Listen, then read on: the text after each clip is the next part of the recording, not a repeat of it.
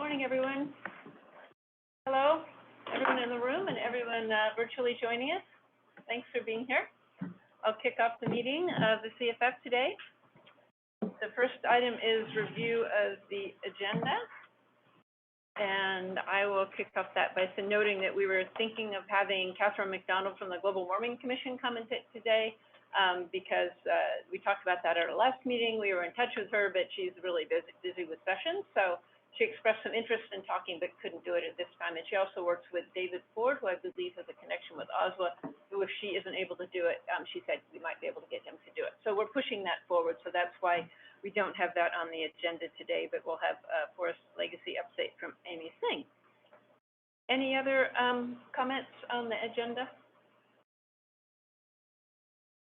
If not, I will hand it over to Heather and thank her for doing the roll call. All right, so Amanda Sullivan-Astor, Gary Jensen, Glenn Ahrens,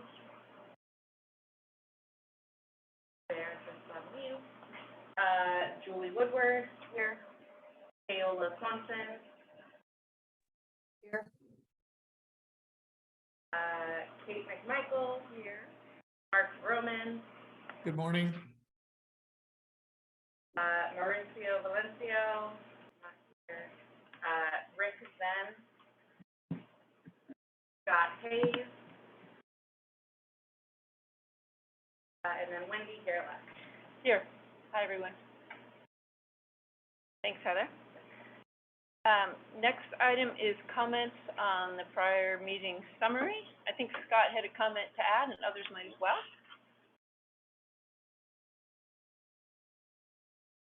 Oh, sorry, you're on mute, Scott. Mute, Scott. That's how come I didn't say here on the roll call. Sorry about that. So sorry, we're still down in Arizona, so a virtual attending. So I sent a note earlier on about a discussion Gary and I had during the last meeting about hour in the meeting on the contracts for the carbon contracts and other issues. And maybe if you just reference that, but maybe the bigger picture is if since this is just a summary that's put out, and assuming people, I doubt the public's going to sit and listen to a 6-hour video recorded or audio meeting. So maybe in the summary, you could have a time stamp, like when that discussion, for example, when Gary and I started and stopped, maybe that's a 3 or 4 minute discussion. So if somebody wanted to go and listen to that, they could easily go to the audio on that record. So just a comment. Yeah, good idea about the timestamps, because you're right. I was saying something about the Board of Forestry meeting. Sometimes you can look at their agenda and then jump into the part where you want, this that you're particularly interested in. So thanks for that. And yeah, to reiterate, like the actual legal minutes are the audio recording of our meeting, but the summaries are handy, like just summarize what we talked about and also remember our next steps, and probably will be helpful in preparing our annual report too. So thanks. Other comments? I guess just to clarify, do you want Heather to go back through then and add the timestamps? Oh, yeah. On this one? I would say I always have a little tension here. I don't want to make it really super time consuming for doing these minutes for you, or the summary, but a timestamp would be helpful. And then adding a note that, like Scott was suggesting, about the discussion of the restriction that goes along with the tax credit. Yeah, and maybe I don't think it'd be a lot of work going back through that 6-hour recording, but maybe in this meeting and going forward, if this discussion, was from, I don't know, whatever time it is now until, 15 minutes in, 7:03 to 7, whatever. That way, going forward in the recordings, we have a easier way to go to look at what was said. Yeah, completely. I think it'd be hard to go back, but from now going forward, that'd be useful. Thank you. Thank you. There are no other comments. I think we have here as a public member of the public, and I don't see any other members of the public on. Is there are any members of the public on audio, I think they'd show up too. So hearing no voices, we'll go past the public comment part.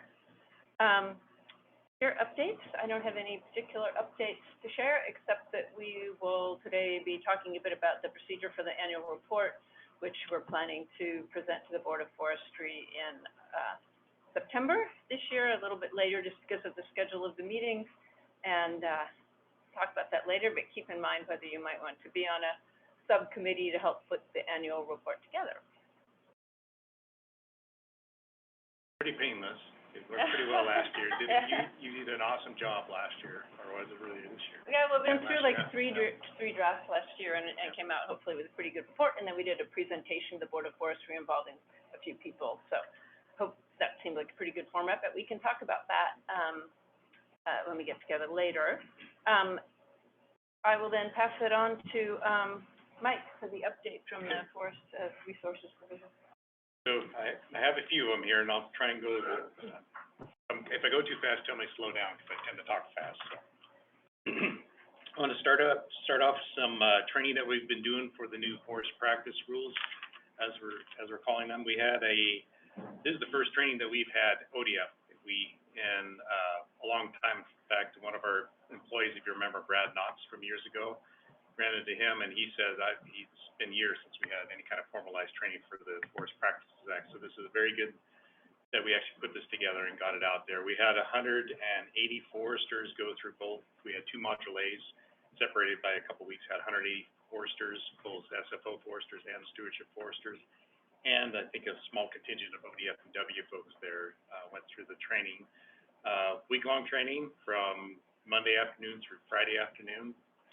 We went through every single chapter in the Forest Practices Act and explained to them what each of those were.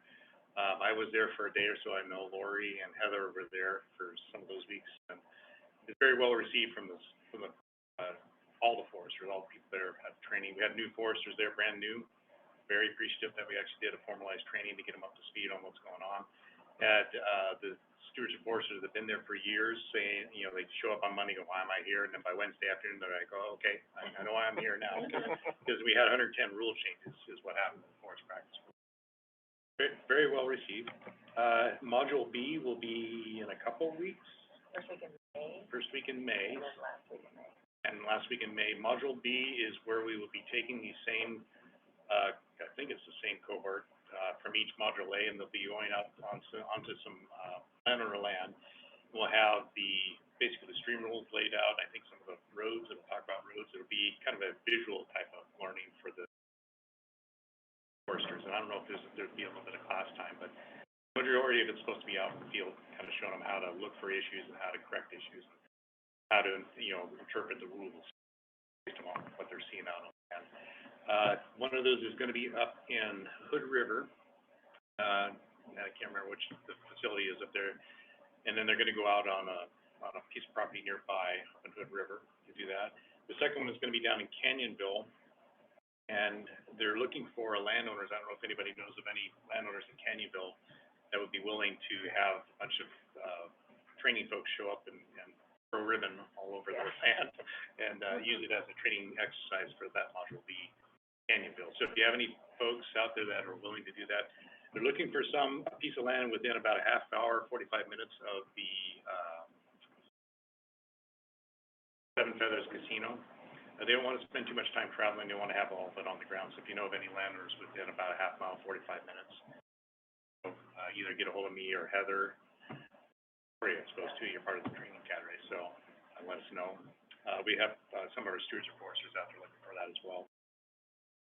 Tree school, I think I'll let Julie talk. I don't know if you want to mention that, or Glenn. I guess Glenn's on there too. Is this weekend? Is that correct? Yeah, we have Tree School Coast the first weekend of March, and then we have Tree School in class events this Saturday. Okay. And we will have ODF folks there. I know Nate Aglesoft's giving a talk, and we'll have a few others there to help talk about the Forest Practices Act. Got a few other trainings. Roundtable, Tim can update us. We'll be present at Tree School. Future needs, so what I've been doing with, every time I meet the SFO foresters out there, I gave a presentation down at OSU a few weeks ago I met the small forester, our employee down there. He came to the training there at the presentation. And I told him, it's like, you're gonna be the subject matter expert here on the district, so hopefully the landowners will start coming to you folks. Training needs for help for anything. So, what we're trying to do is get the landowners to actually start talking to their SFOs, get to know them. And then if you need like a presentation at a local meeting or something, but get a hold of the SFO forester and they'll get a hold of folks here in Salem to help set up a training. At least that's the direction I'm moving, so hopefully forward with that. But that'll be your initial contact, is the SFO forester or the stewardship forester down in your area. And like I said, get to know them. They'll be around in a while, and a lot of them are pretty excited to get out there and start doing something. I had legacy down here, but I'm not gonna talk too much about that. I was gonna let Amy talk about that and give an update on that. Very busy, and she'll probably give you an update on the amount of funding that's coming in and where it's coming from, and how busy that program's gonna be. So I'll let her talk about that. Federal Forest Restoration, I don't know, I'm trying to remember, did we ever have them come and present at this meeting? Kyle Sullivan, Master? Represent. It's kind of connects to CFF, but it's a program where our ODF employees are hired and they go and they work on Forest Service ground to do either mitigation work, so removal of brush, or to help set up timber sales on Forest Service land. And part of the proceeds from the timber sales go to help pay for our folks, and then it goes on to the next project, and then it's leapfrogging projects, timber sale projects across federal forest land.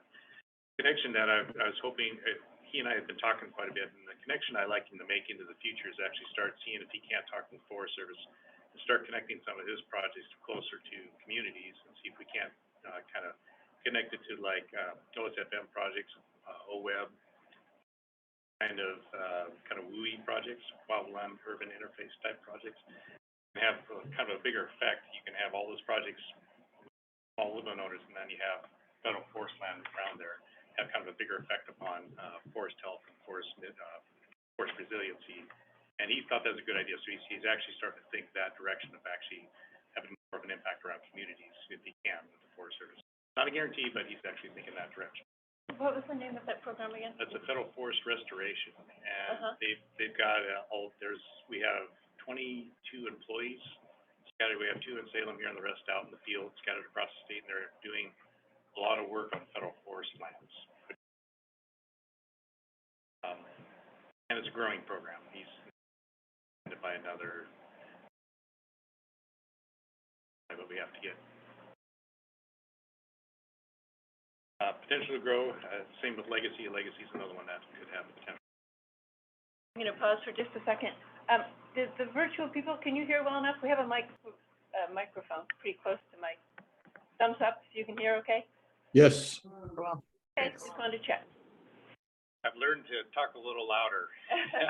So that's why I try not to look at people because I feel like I'm yelling at them. So, all right. Last one is legislature, and I know Derek's going to come and give an update on that and let him do that.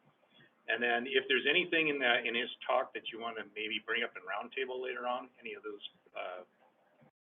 Senate or whatever, House bill, Senate bill, we can probably maybe bring it, or you can ask him directly when he comes, or we can maybe talk about a few of those later on if there's an interest in that. Just wanted to put that out there. I want to steal Derek's thunder. I'll let him do that. So. Sorry to interrupt you, Mike. I just wanted to say I really appreciate, the number of staff that you have on the federal forest, on the collaborative management side and on Forest Legacy. There's unprecedented money coming in from the federal government for that work, and to be able to support it at the state level is really important. So I'm glad to hear that ODF is, I knew that you were, but it's nice to hear the update on those programs, and I hope they'll continue to grow because it also helps our state and private lands.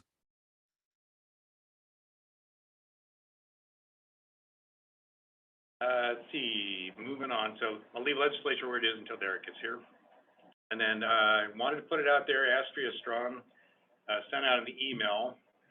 I don't know if there's anybody that knows anyone down by Central Point, but one of the landowners, we have seedlings available, and they were going to go to the landowner, and they backed out at the last minute, so she has some I think, Ponderosa pine 1Os available down it's for the Central Point, Medford area, so if you know of anybody down there that needs seedlings, get a hold of Astria or get a hold of the Stewardship Forester down there. I think it's, Marcus Aminar, I think is his last name.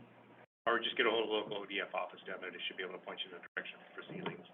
They've been in the cooler for about a month, a little over a month now. We're not gonna sell them, because once seedlings are in the cooler for more than a month, they tend to,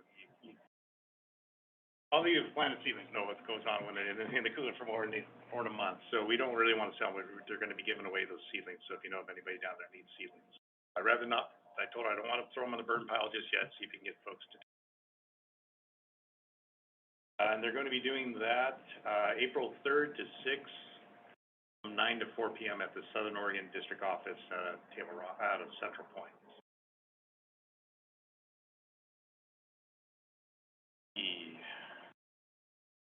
This one is the Climate Smart Award. It's Christine Buell and Christine. Okay, so Christine Buell is the lead on it. She's going to be presenting the Climate Smart Award to the Board of Forestry on April 8th, I believe, at the Board of Forestry meeting. It was. No, it was March 8th. Oh, I'm sorry, March 8th. It was March 8th, so she presented. Then they're going to be doing open nominations open up the nominations, in October for those who want to submit nominations for somebody they think deserves the Climate Smart Award. And if you want more information on that, I think it's on one of our web pages as to how to nominate them. Last one, we'd mentioned disproportionate impacts at the last meeting. Ben and I on that group, we came to kind of a conclusion. We had some language that we put together, the disproportionate impact.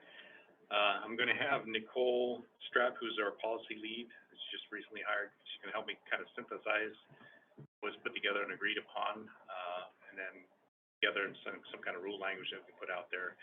The group came up with some pretty good stuff about disproportionate impacts. I don't want to go over it just yet because I want to make sure we get the language right and then get it into on from there. But we do have some mitigation stuff for those landowners who are just kind of the extreme disproportionate impacts. So there will be something there. I don't want to go too much into it, but we want to get that done, and hopefully by the end of the month we'll have that put together and out.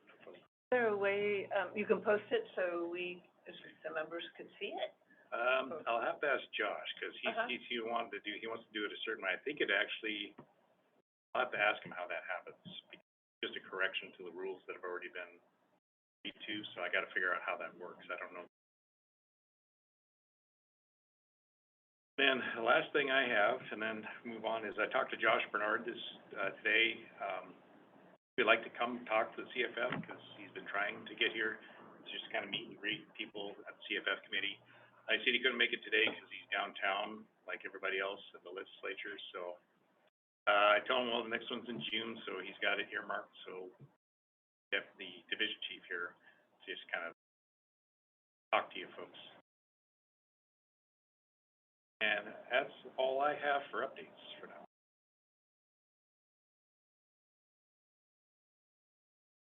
Thanks.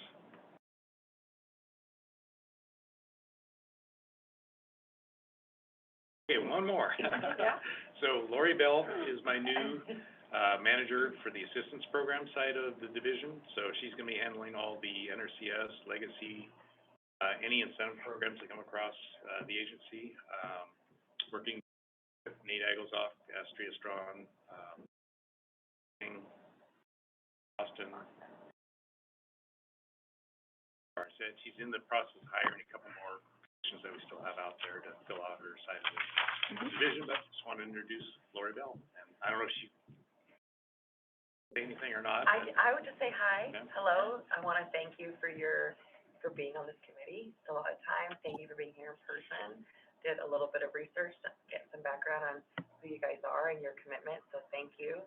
My background, I did spend just over a year working in the admin branch at ODS, so my understanding of the organization is what I bring over. Before that, I worked at WES, which is Clackamas Water Environment Services. We had a bigger focus on watershed health grants and small and private landowners in the Clackamas district. And most of my experience too, the bigger chunk comes from agriculture. So if I say farmland instead of forest land, please forgive me, I'm working on that.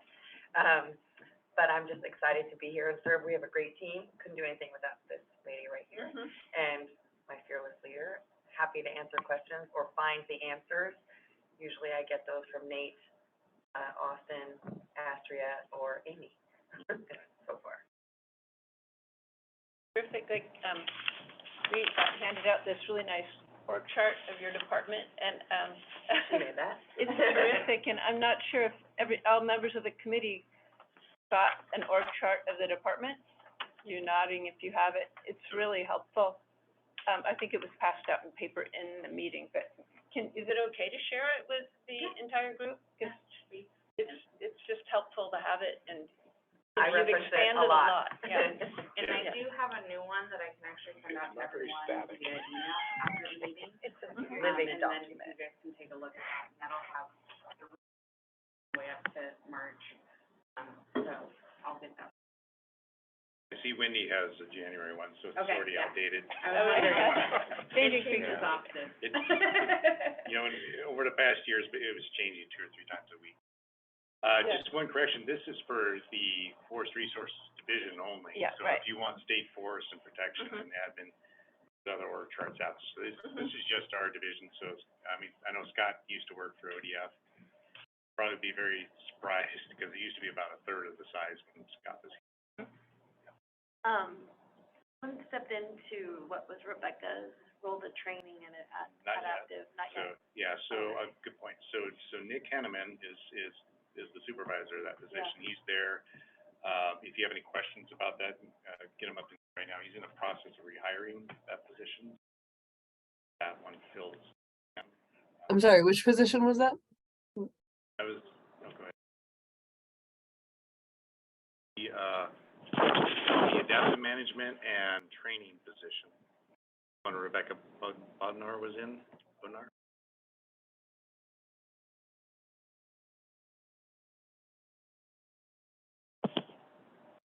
We do have a few more positions to fill, it's less than 6 now, I wanna say, or was. I think we'll have everybody hired that was, asked for the private forest court. So some of the positions that we're in the process of hiring, I know Lori's hiring one of them, meant to be hired until April, May, June. Kind of staggered out the hiring process, so we're finally getting the last few of those positions, get them hired. Well, thanks for introducing yourself, Lori. It's great to have you here, and it's great to have the watershed expertise. Yeah. Comments or questions, virtually? Someone have a hand up? I have a comment. So, welcome, Lori. I hear you signed up for tree school. I did. Well, I am gonna be there. Thank you for noticing that. I'll be there Saturday morning. Nate, Aglesoff, who's on my team, is presenting with Andrew from NRCS. So I'll be there first thing in the morning to observe that. And then I might leave in the afternoon, but I'm coming back because at the end of the day, Aaron Mickey, who's also on Jesse Ebert, who's my partner, team, is doing forest practice updates to the rules. So I wanna be there for that as well. But the whole course load looks so good, I don't know how I'm gonna sneak out. I'm gonna try, because my kids are on spring break, and I used to work from home, so they're like, surprisingly, they miss me, and they're teenagers, so we'll see. Yeah, All right. Are you still in the Clackamas area then? It's not too far from home? Actually, thank you for asking. I live in Colton. So Oregon City is basically, that's the big city for us, so that's where I go often. Yeah, it's not too Okay. far. Excellent. All right. So glad you can make it to tree school, and you might want to check out our Hopkins demonstration forest, and as we start looking into some trainings there too around some of this forest practices work. So I am a regular hiker of Hopkins. So yeah, that is a place that I personally like to hang out. Last time I was there, I saw a cat on a leash. yeah. It's true. Just walking Yeah, there, no, gonna I get a believe it. picture. And it wasn't a cougar then, right?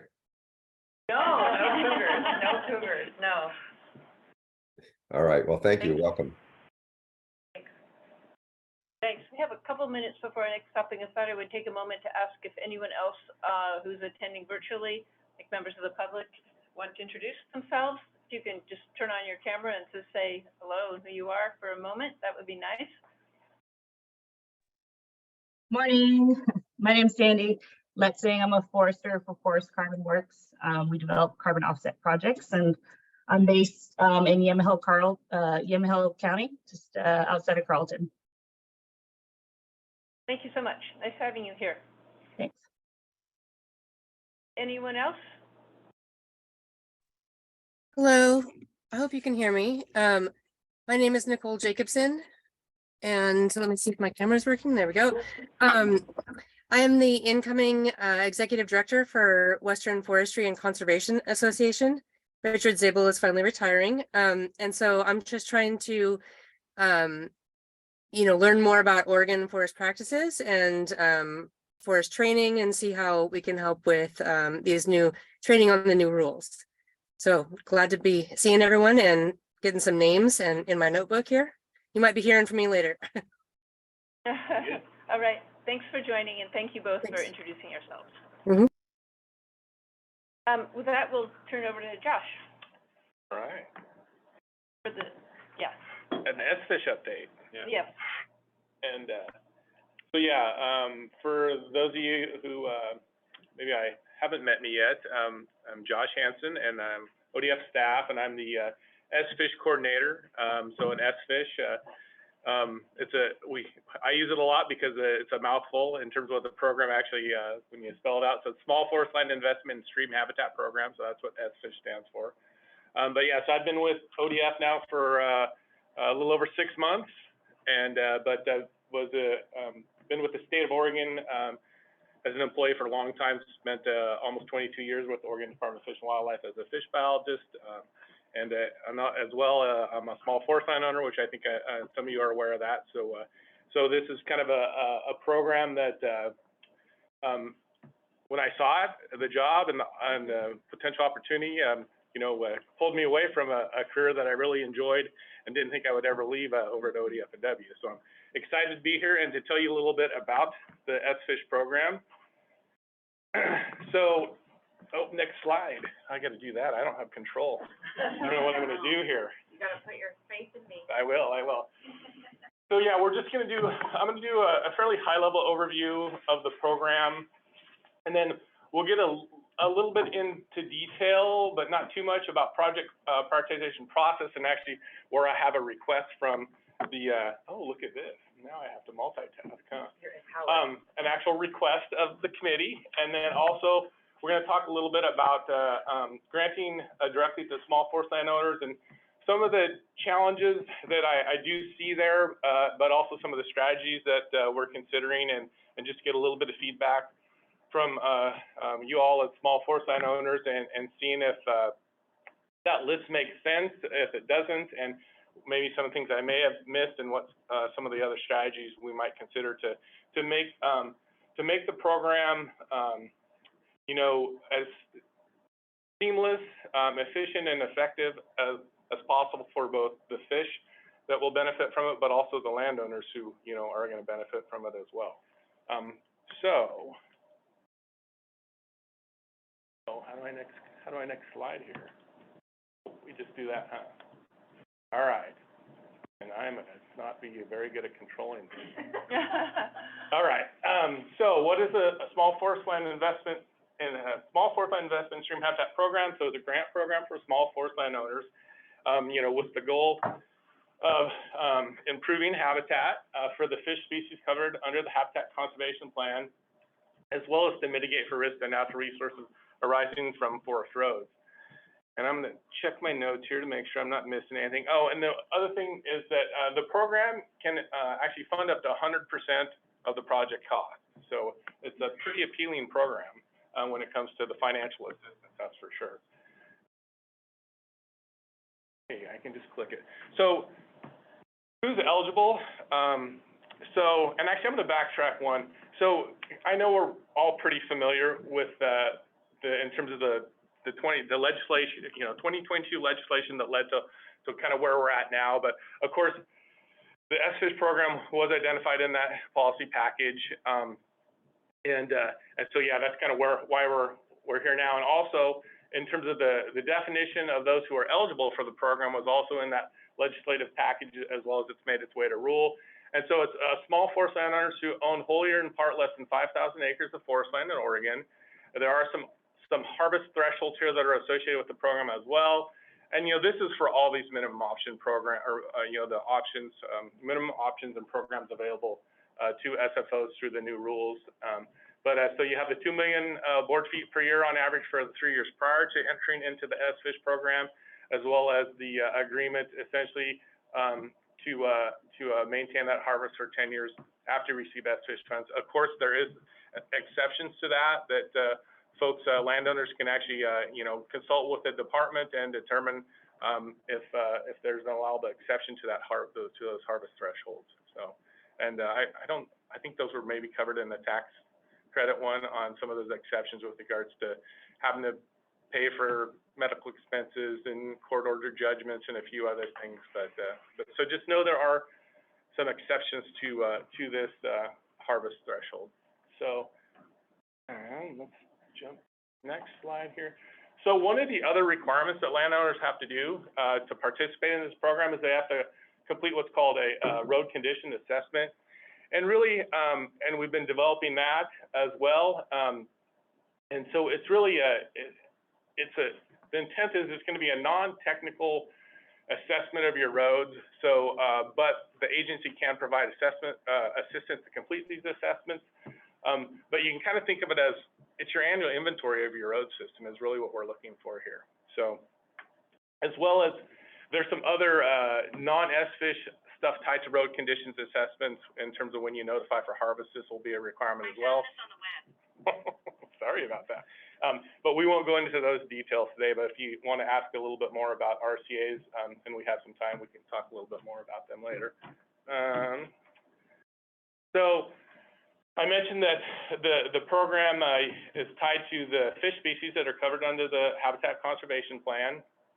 And so those fish species include mountain whitefish, bull trout, all the native salmon and trout species, with the exception of a few, for example, like Lahontan cutthroat trout, which, is pretty much not living in forest land, at least not any that I know of. And so, so there's a few exceptions, but actually how Private Forest Accord lays it out, it actually says all native salmon and trout species, so that's a fairly long list. And then we also have green sturgeon and eulachon are also covered species, or species that will be covered under HCP. And so if we do have some forest land that happens to have some sort of a habitat that those two critters are associated with, it'd be an eligible project. Those two critters are, they are using like estuaries, and then of course the eulachon, they're returning, to lower in systems like a Columbia River or something, but not likely to be fish we're going to see at any of these projects we fund, but they are covered under the plan. So, and if we do, they'll be a protected fish. Yeah. So moving on.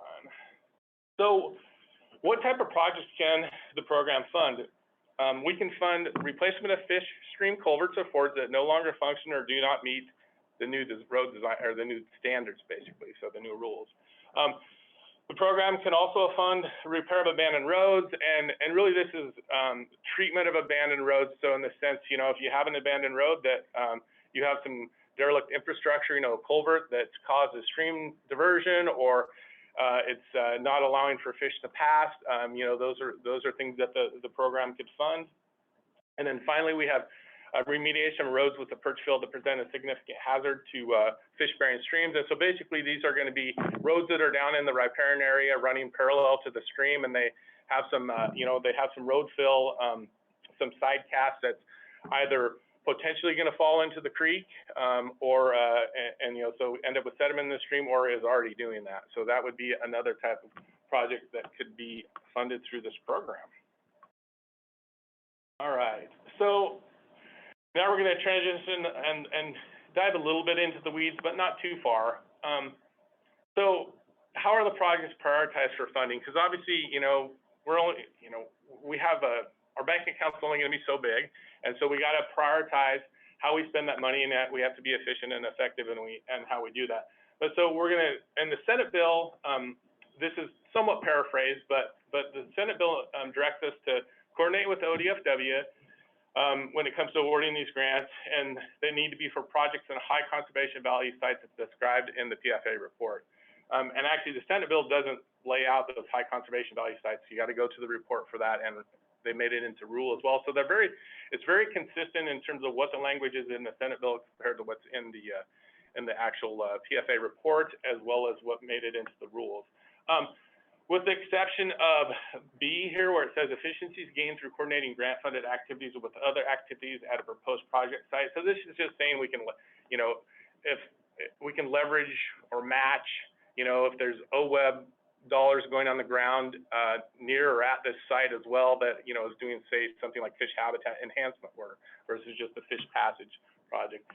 But the point being here is it's pretty clear, and in terms of kind of how we're supposed to do this without a lot of detail, other than when you dig into the PFA report, but also just it's consistent across all of them, and obviously we need to coordinate with ODF and W. So I'm going to jump to the next one here, and so we're going to talk just a little bit about high conservation value sites, since they were mentioned in the language for the Senate bill, as well as and then they are spelled out in Rule 2 and the report. But so high conservation. This is, sorry. How do we turn this off? I don't know, proactively trying to help. Yeah. So high conservation value sites.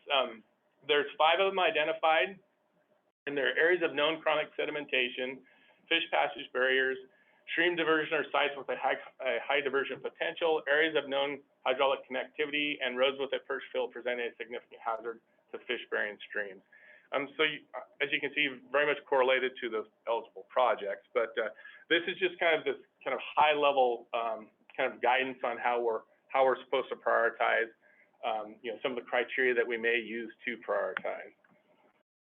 So what I've done is I've tried to make that into a little bit simpler and digestible, because there's a few more layers that are in rule when it comes to prioritization, but I've tried to simplify it into more of a, like say, digestible, easier to understand a goal. And so the goal that I've come up with is that we want to maximize benefits to fish species covered under the Habitat Conservation Plan given available resources. And the strategy that we're going to use to this includes field verification of those high conservation value sites, along with additional data collection that will be needed to help score and rank these projects based on their environmental benefits, as well as developing a decision support tool that will basically integrate a lot of information with regards to like the number of species present at the site, their listing status, the amount of habitat that's potentially going to be gained if the project were implemented, just kind of that standard kind of suite of criteria that you would use in a prioritization process for these types of projects. But actually having a kind of a standardized tool that can quantify quantify that for us and do it in, like I say, a standard way across these different types of projects. And then finally, we'll have a project review team. And so this is kind of my big ask, for one of the big asks, or an ask, and the big ask maybe from the committee is that, so the idea here is that we're going to have and I've been, ODFW and I have been discussing this, and so we would like to have a 5-member committee for our review team, and this review team would include a staff member from both ODFW and ODF, and we've not me, I'm just be coordinating it, but and we've identified those potential staff members in terms of the position. One would be the unit leader for the unit that I'm in, so Jesse's position, and then the other one would be over at ODF&W and would be their fish passage and screening program manager. And then also we would want one of the members to be from ODFW's Fish Passage Task Force, a 4th member being from this committee. And then also we would have a representative from the PFA Conservation Coalition authors. So we'd actually, the agencies would work together to recruit someone from that group of stakeholders and have them participate as well on the committee. And then kind of the overall goal objective would be for the committee to, you know, review and score projects using the standardized scoring matrix that would include such things as length of time waiting for funds, because that is one of the criteria that is spelled out that we're supposed to consider. You know, match funding if they're, like, say, if they're leveraging with another grant program because they're doing additional work at the site. Relationships to other projects in the watershed, local or regional importance, just some of those things that when I have my blinders on, I'm not seeing, and we need other folks to make sure that we capture those as we consider these projects. And then one more note on this is that, so I've already got some feedback from ODFW, in terms of they've engaged the Fish Passage Task Force, and one of the things is that they would like to have, you know, more than one seat at the table. But so I'm trying to keep it something that's a little bit more manageable for me in terms of coordination. And so one of the things I think the strategy there that I would like to use is that we would keep the terms short. You know, it's like a 2-year. You could be in on the committee for 2 years, but you could go up to 3 terms. You know, so 2 years at a time, but up to, you could, you know, do it 3 times, so you can end up being on there for 6 years. It could be continuous or non-continuous, but that would be up to, you know, each of those groups to figure out if they kind of want to rotate through people every 2 years, if they would want someone sitting there for all 6 years, but you know, kind of put that in on you all and figure out how you would want to manage who's on the committee. And that way we can keep the group small, so it's a little bit easier for me to coordinate and manage, but we also get a lot of different perspectives and voices at the table through time. Yeah, so that's ask one, and we can discuss. Yeah, sure. Josh, can I ask, because this is coming from harvest tax, right? Is that how it's set up? Harvest, how some of the funding is coming through? Funding, general fund. Is it general fund? General I fund. think it's pretty much 100% general fund. General fund. Yeah, yeah, it's general fund, and then it will, well, yeah, it's general fund, and then an SFISH fund should be set up or will be set up, is the way I understand it. So, yeah, general fund. And is that it? Any other? Yeah, I just Okay. couldn't remember on this particular one if it was Yeah, funded, so. and it's up to 10 million per year, I believe. So it's up to the legislature to decide just how much of that. Per year, not by any. Well, there's a little difference. So in the PFA report, it's written as 10 million per year. What made it into our policy option package is 10 million per biennium. And then, of course, what's sitting in the governor's budget is 8.05 million per biennium, continuous appropriation. So we'll see where we land. Yeah. Is there an average size of the grant, or is this? Sure, I can throw, I mean, with the increase in the size, requirements for culverts, and just the price of, hiring a contractor and these days, my guess, my rough estimate is, $250,000 to $500,000 per project. And it's really gonna vary depending on the size of although the culvert isn't the big cost in reality. The big cost is actually the on the ground work. It's the dirt work. That's the big cost. You know, you can figure about 50,000 or so for design work, you know, maybe $100,000 for a big culvert, 50 to 100,000 for the culvert, but it's really it's on the ground dirt work that costs a lot of money these days. And I will admit that sometimes I have a little bit of problems kind of guesstimating the cost of these, because I came from working with my last 12 months at ODF and W, I was a fish passage liaison to ODOT. So I was dealing with ODOT projects, which are, you know, these large projects, traffic control, and so costs are enormous for those. So I'm trying to scale my scale for knowing that these are on forest roads and not a state highway. All right, and so then let's jump into right ahead over here. So another thing I wanted to kind of bring up and get a little feedback from you all is, with regards to how we're having to grant the money. And so there is a little bit of variation in language between the Senate bill and the rules and the PFA reports.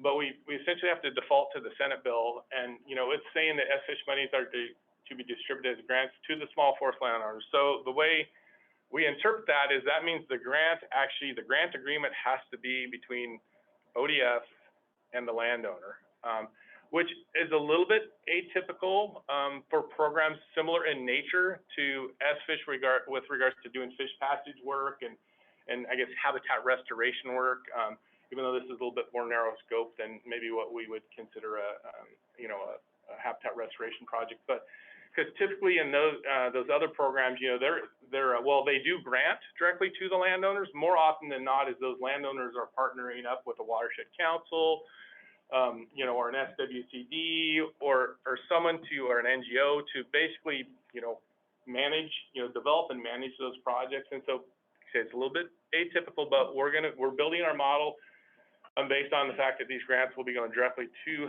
the landowners.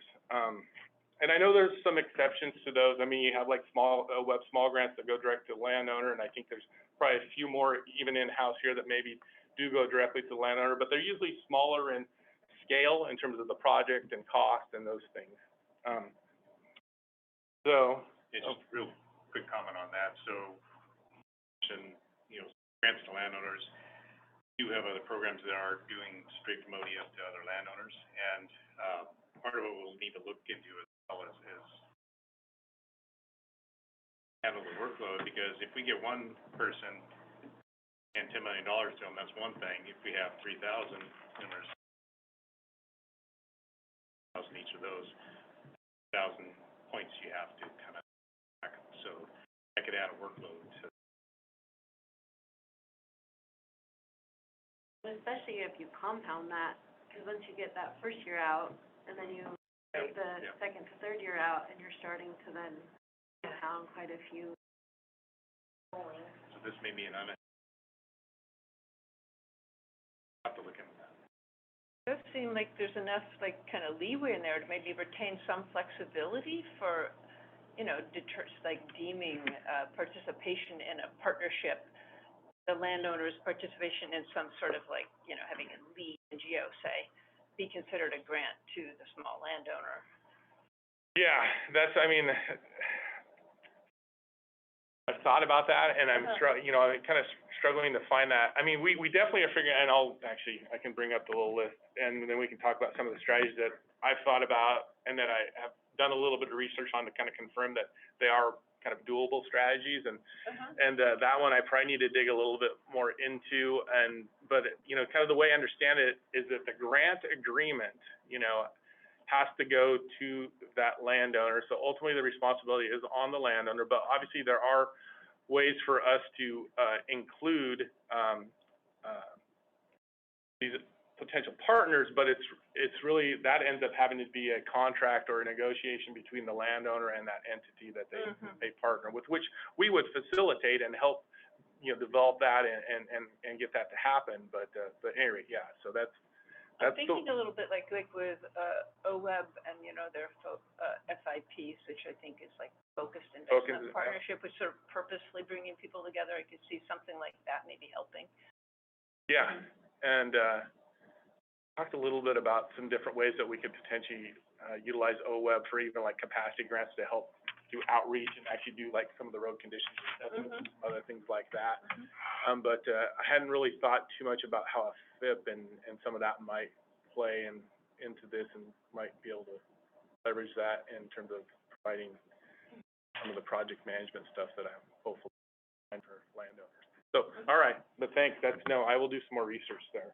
So this is kind of the list of some of the challenges that I've kind of jotted down that I thought, you know, and have kind of done some thought exercises to kind of come up with some strategies. But, you know, one of the big ones is capital to start the project. You know, so these are going to be reimbursable grants.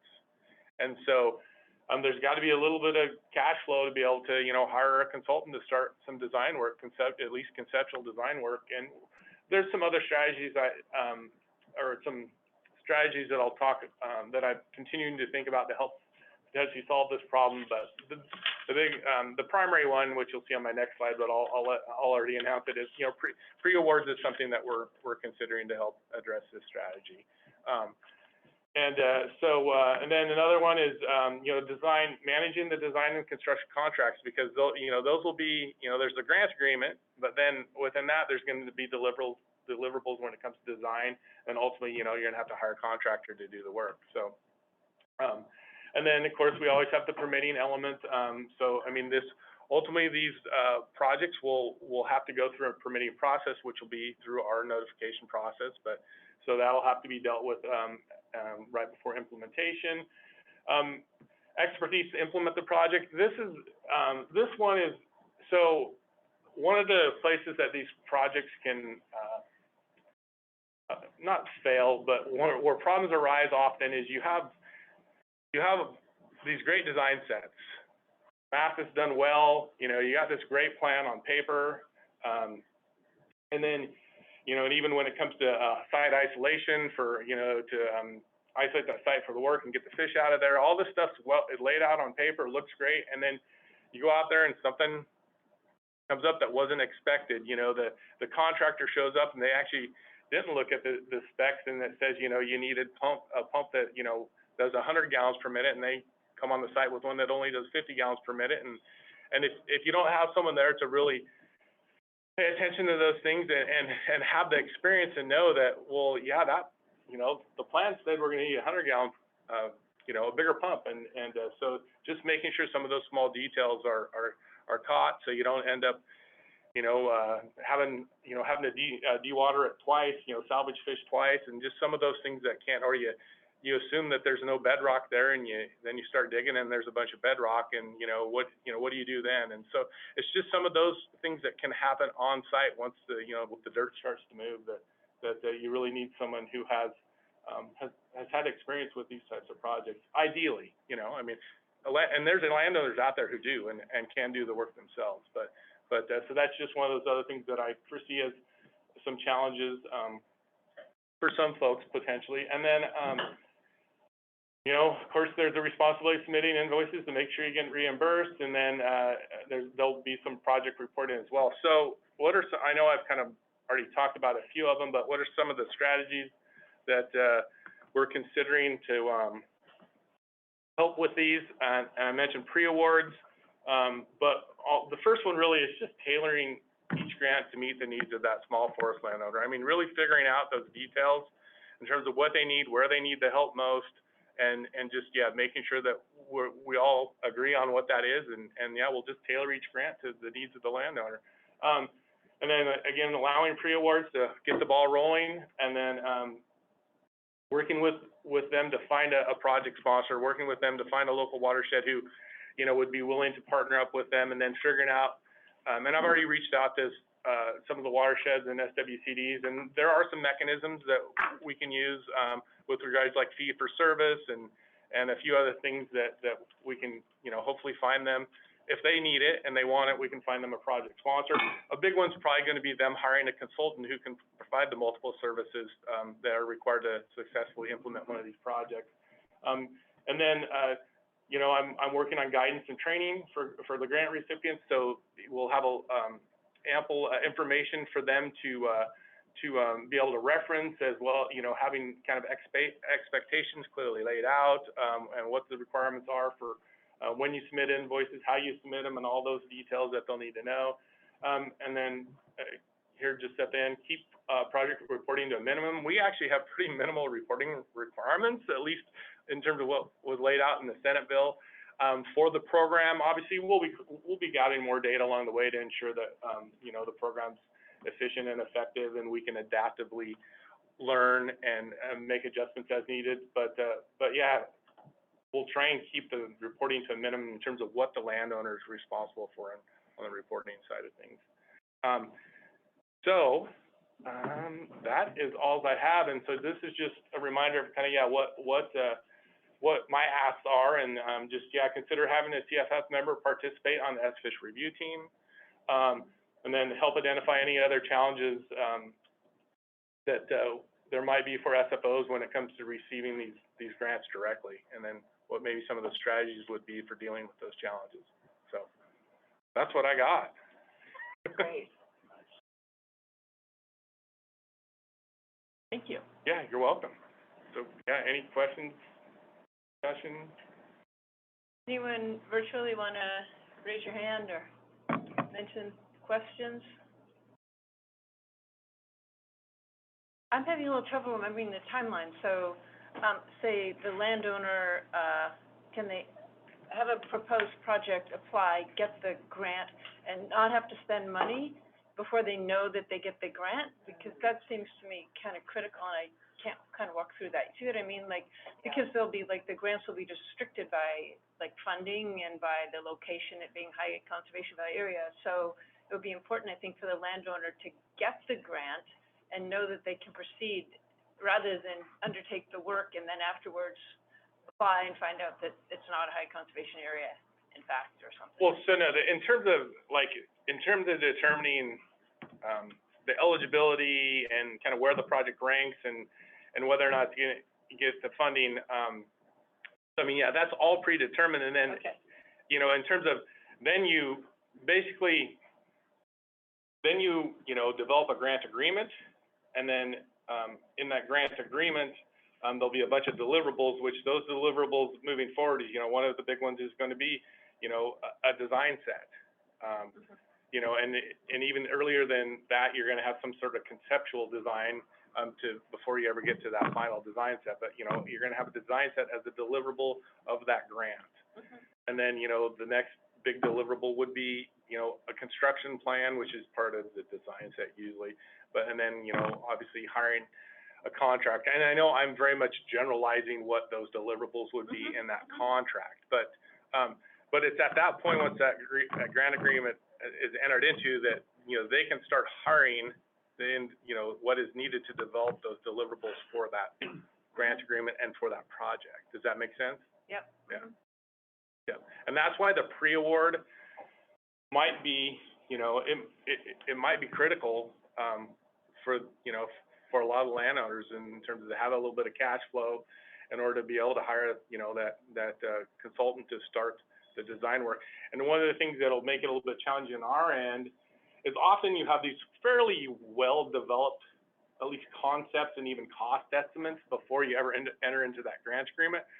I'm working on trying to figure out a way to kind of develop a cost estimator tool, and because we're going to kind of, I don't want to say we're entering into the agreement blind in terms of the budget, but we're going to, the estimate is not going to be as accurate as I would like, and so, we're likely going to have some, an amendment to budgets that is going to be, unfortunately, maybe a common occurrence, because once we get from this down and have enough detail on design, then we can actually fine tune that budget, and, we may have to amend and give more.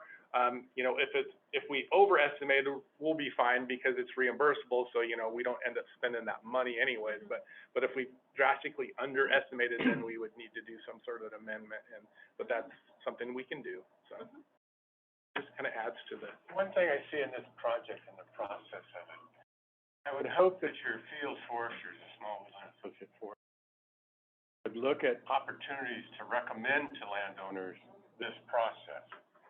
Because all I'm categorizing, there's a lot of small landowners that might have 15 acres, maybe 50, maybe 150, maybe 200, that they're, they may not even be aware of some of these issues you're trying to address, because they just don't have the coverage of this. And I one of the challenges is when your field foresters get an opportunity to visit a tract, is if they see these conditions and is providing a venue or a recommendation to the landowner how to go through this process. So I can make a comment. So one of the main tools that we see, and actually it's even, it's kind of spelled out in rule to a certain extent, but so one of the main tools for identifying these projects is going to be engagement, on the ground engagement by our foresters, and that's why actually in a couple weeks, we're engaging, and I'll be giving them an hour of information on S-fish and quite a bit more detail than what was here. But one of the main tools are going to be these road conditions assessments. So these road conditions assessments are going to, if you notify for an activity that includes harvest, and I know a lot of those really small ones aren't necessarily doing that, so it's not necessarily going to get those, it's not going to trigger things for those individuals, but if you notify for an activity that includes harvest, you are required, when the new rules go into effect, as a small forest landowner, you will be required to submit a road condition assessment. So, and then we will actually, those will come in into the system. The local foresters are going to be reviewing those, as well as those will end up here in Salem. We'll be giving those a look as well, and we'll be actually actively reviewing those to find, and they've been kind of written in a way that S-fish projects, potential S-fish projects, should jump out when those things come in. But the smaller folks who, or the folks who aren't necessarily harvesting, that's going to be outreach, and we're already doing some of that, but we'll ramp that up as we actually have more certainty on exactly how the program is going to function. I'm hopeful, and I know I keep having to change when I'm going to open the doors to the program, but I had hoped to already have the doors open. They're not. I'm still hopeful that here by July, when I'll know, end of June, I'll know if the amount of money we're appropriated. I hope to at least have some sort of soft opening of the, a door partway open, and we can start to populate some projects and start to kind of filter through them. And because my goal is still to get some work on the ground in the 2024 in-water work window. So, July of 2024. Can I add that too? Is it Gary? Yeah. That is a great question, and my ears are happy to hear you ask that, because the entire, goal of we call the SFO unit, Small Forest Landowner Unit, where my colleague Jesse and that's our whole team, is committed to, we have now 12 SFO foresters, Small Forest Land Unit foresters, who are supposed to be the experts for all those smaller folks who may not be timber harvesting, and you sort of think of it as giving them a tool belt of all of the tools that they will have to speak directly to those landowners, and one of their greatest tools is this program.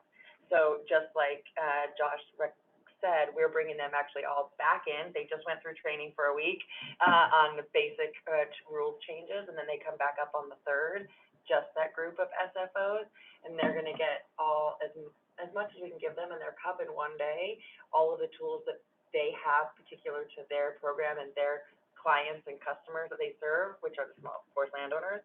And one of these tools is that. So to answer your question, if it was a yes or no, the answer would be yes. That's their mission and goal, and their main purpose is to serve those smaller landowners and let them know about this and all the other incentives that they have. Because we realize they don't come into our office. They don't even, I own 2 acres, and most of my neighbors own 5 to 12 where I live in Colton, and I never knew any of this. Right. And so it's really great that we have this funding and these positions now to work with those small landowners.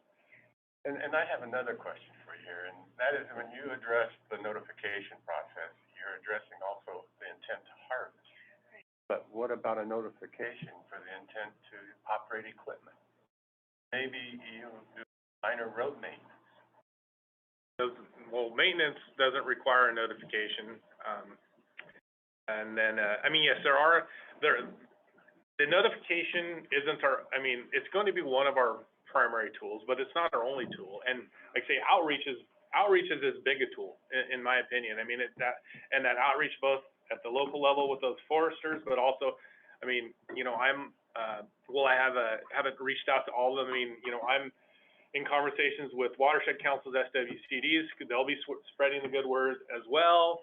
ODFW, they have programs already in place. We're coordinating with them, so they're spreading the word. I know it's not getting out there as fast as I would like, but the word is trickling out, but we will be, aggressive in getting the word out even more, especially as I more certain that hey, the doors are open, at least kinda, And we'll be a tree school, yeah. things like that, all those opportunities where we can. And I will be at tree school as a participant, but not as a presenter. But I think to go back to Gary's point here really quick, what might trigger is that power-driven machinery, that notification, which I think if you work with your local stewardship foresters and that's the folks, they should pick up on that and notify that there may be something going. I was gonna say, I see Derek is up to do the legislative update. Maybe we'll take one quick question. I was just thinking what you had said, Lori. One of the concerns I keep having is, what about the people that fall through the cracks because they're not notified, they're not doing something? I mean, where did they get hooked into the SFO foresters and such? Not necessarily always to know about SFIsh or something, but to know that they have some of these opportunities and some of this assistance, because we don't have, I mean, we have a handful of things we might file a notification, but I don't want to see us feeling like people need to be pushed to be harvesting or pushed into some kind of forest activity that they might not have been, but they still might really benefit, and their riparian areas might benefit, or their forest land in general from the expertise that's available, but nothing's going to make them pop. Right. You're speaking my language. These are my people, and we can talk about this more at the roundtable, but you're right, we haven't historically really done outreach. And so this is a big priority for us, is how to reach those people, and we'll be definitely working closely with our partners on how to help us spread the word, because we can't knock on all the doors, but know that, yes, it's really important to us, because that's the whole purpose of the program, all those small landowners. Looking at the agenda, I hate interrupting you for the No, conversation. that's all I have. We have roundtable to talk about it, and that was a wonderful presentation, and thanks for the comments of people mentioning that they'll need to be proactive at the beginning of this program to make sure that you're reaching a broad group, and it sounds like you're on that. With that comment, we'll pass it on to Derek for the legislative update. And thanks again, Josh. Sorry to cut you off. Oh, no. Have to. Good morning, all, and I'm actually kind of glad that ran a little long, because I don't know how I'll fill 30 minutes. So that said, my name is Derek Wheeler. I'm the legislative coordinator for the Department of Forestry. I've been in the position, I was just looking at the calendar, about 2 months and a week. So I started on the very first day of session in this capacity, which is exactly what you want to do when you're doing my job. So I hit the ground running, to say the least. It's been an interesting session so far. I should say I spent the last 4 years working in the legislature as a natural resources policy analyst. So this is a world I've been working in, but now I'm glad to say that the only bills I care about have trees in them. And that really narrows the scope of what I do. So with that, I'd like to just give a briefing of what's in front of us in the legislature and how we got here. And I wanted to start with sort of a thing that's coloring all the expectations, especially of the agencies, but also of the process in the building. And that's the new governor that's been elected. Tina Kotek is our new governor. We haven't had a new governor in a long time. So having a new governor and how her administration is dealing with the legislature, how her administration is dealing with the agencies. Everybody's figuring it out as we go. And what I will say is, and it's all new, we had Governor Brown for a while, and we knew the expectations and we knew the marching orders. This is new. I will say of Governor Brown, or of Governor Kotek's expectations, she has 3 major expectations. Her priorities are housing, education, and homelessness. So in terms of how that has a nexus with forestry, we're sort of on the outside with a few ins. Certainly with housing, it's very difficult to build housing without wood, and that's on her radar for sure. And additionally, it's very hard to build housing with wood that's been burnt down. So in terms of the forestry nexus, those are our big points. So with that saying, her expectations of the agencies are to sort of zero in on what we're doing, to perfect what we're doing before we add any extra capacity. And so that expectation is sort of being colored as agencies look at all the bills in front of us. It's one thing to have marching orders from the governor that says, try not to, expand your agency, do more and more and more. And it's another thing to tell a legislator who wants agencies to do more and more and more. That's what they do. They all have bills that they want executed, and they want the agencies to execute them. So we're seeing how that process is working through the legislative arena right now in terms of how much money can go to what programs, especially new programs. And bills are just now starting to trickle into Ways and Means, where we're seeing, well, what does that mean? What does the governor's expectations, what does the state's fiscal environment mean for bills that are before us?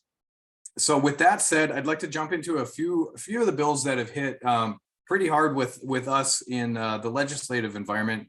Like I said, this year we don't have any major transformative bills like 762. That's good, because I would be really over my skis to be in this position 2 months in and to have a 762 on my plate. But I'd like to start with the House. One of the bills that's had significant traction from start to today is House Bill 3016. This is otherwise known as the Trees Act. This would expand urban forestry programs throughout the state. And from our perspective, this is the first time that a bill would fund our urban forestry program through general fund. Our urban forestry program right now is otherwise funded federally. So this would actually have state skin in the game for our urban forestry. We would be creating a urban canopy assessment tool. So on the urban landscape, we'd be able to help with tree coverage and green infrastructure projects. And that's an interesting thing for us. And I know it's been a call from the urban communities for a long time, as they're seeing their own tree canopies dwindle. So that's an exciting bill. That said, and to color what I said just previously, it does have a price tag to it. So like all the other bills, we'll have to see how this goes. Another bill that I want to put on your radar is 2981. This is a large loan and grant program for housing. And I mentioned that because a caveat within the bill is for modular housing for funding. And we have obviously a big nexus with mass timber. And so that bill could be a big deal for the mass timber development, and thus some of our forest management practices.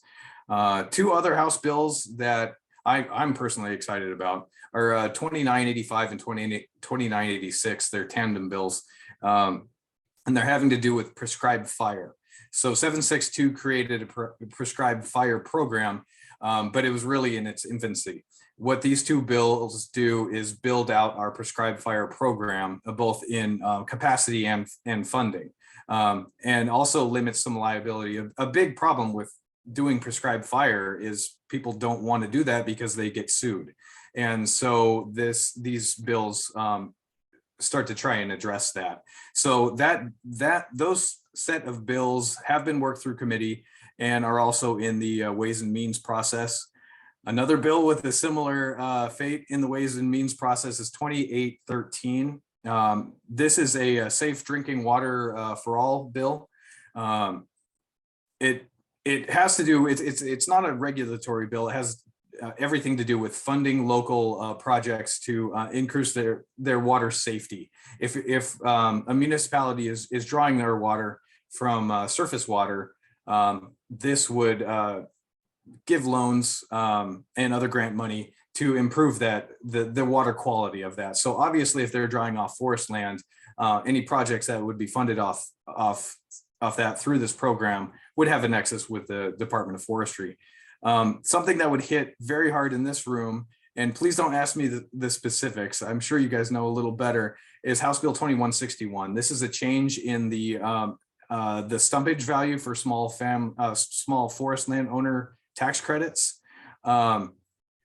Again, I was just reviewing the verbiage of this, and it's above my pay grade in terms of what a certified stumpage value and what those changes are. I'm hoping this isn't news to people in this room, but that's a big deal for this small forest landowner, and that has moved through committee.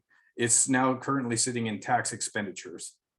So that bill is still very much alive. Another interesting bill, and this is new to me, it'll be new to the legislature on Monday, is 3590. This is a bill that has to do with OSU, DEQ, and Department of Forestry.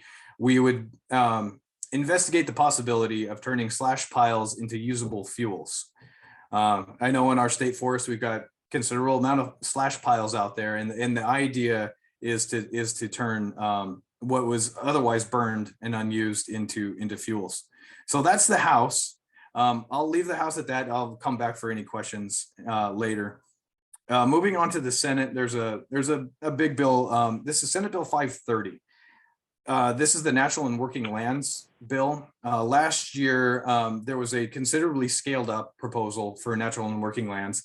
The idea behind this is to fund carbon sequestration projects across the landscape, from forests to fields to urban settings, just across Oregon, to somehow get more carbon storage in the state of Oregon. Last year, that proposal met with considerable pushback from a lot of people. So they went back to the drawing board this year. They scaled down the project, and the end product, the product that was brought this year accounted for all of the input from the stakeholders, but it asked a lot of agencies to do stuff. And unfortunately, the authors failed to ask the agencies if they could do that. And so it kind of went back to the drawing board. It ran afoul of our directives from the governor's office that, hey, we're not supposed to be expanding our mission too much, and we've got to really zero in on what we're actually capable of. So that bill went back to the drawing board. It's currently being amended again, and we'll see that final iteration on, I believe, Monday. The takeaway right now is that a single fund will be housed in OWEB, and OWEB will be the gatekeeper of funds for carbon sequestration projects. You'd go to OWEB to fund your projects, and that's where 530 has landed so far. Another funding bill that won't raise any concerns for me. In fact, I was very happy about it. Was Senate Bill 753. This is the sudden oak death program that got fully re-upped, at least through committee. So if you're in Southern Oregon, you might be paying attention to the sudden oak death program. That has moved through committee and is in Ways and Means currently. If I'm looking at other ones, I could come back to a few here. I've got another bill regarding this is biochar. So there's a bill, Senate Bill 839. This is a pilot program to use air curtains for biochar. So there's quite a few bills out there that want to take something that's currently just being wasted and turn them into something valuable. A lot of those proposals have been narrowed down, and pretty much all I see on the docket remaining is 839, the biochar bill, and what was the bill I referenced previously? Oh, I've already forgot. 3590. My apologies. One bill that has caused the department some consternation recently is a bill called Senate Bill 928. This bill says ostensibly the Department of Forestry can go put out fires on the federal landscape if we're not satisfied with the federal action. That puts us in a delicate spot. It's a spot where we're already functioning by federal agreement, the master agreement, so it was a little unclear as to why we were being asked to codify this into law and what that means for us as an agency. Does it mean that we have to go out and put every fire out on the federal landscape? We'd go over our skis quickly financially, if that were the case. So we're in discussions with the bill authors about how they want to proceed with this bill, with keeping the context of what they want, which is ostensibly to say to the federal government, hey, we're not happy with your fire response on federal lands, but without getting the Department of Forestry over our skis. And then a big one that will be coming out very soon has to do with the risk mapping. And this is Senate Bill 80. And I say risk mapping because it will no longer be risk mapping, it'll be hazard mapping.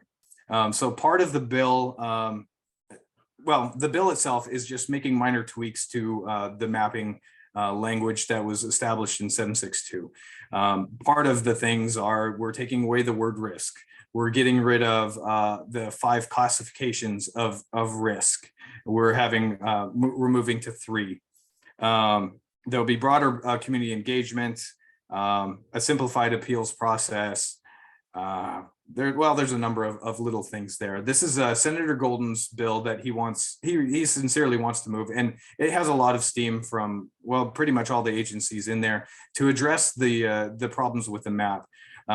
We obviously took it on the chin pretty hard when we released our first map, and that didn't land very well. So when we wanted to go back for take 2, we wanted to make sure everything was much better, and we're in a better place. And one caveat to that is that the current proposal for Senate Bill 80 doesn't have a defined time frame for completion of work.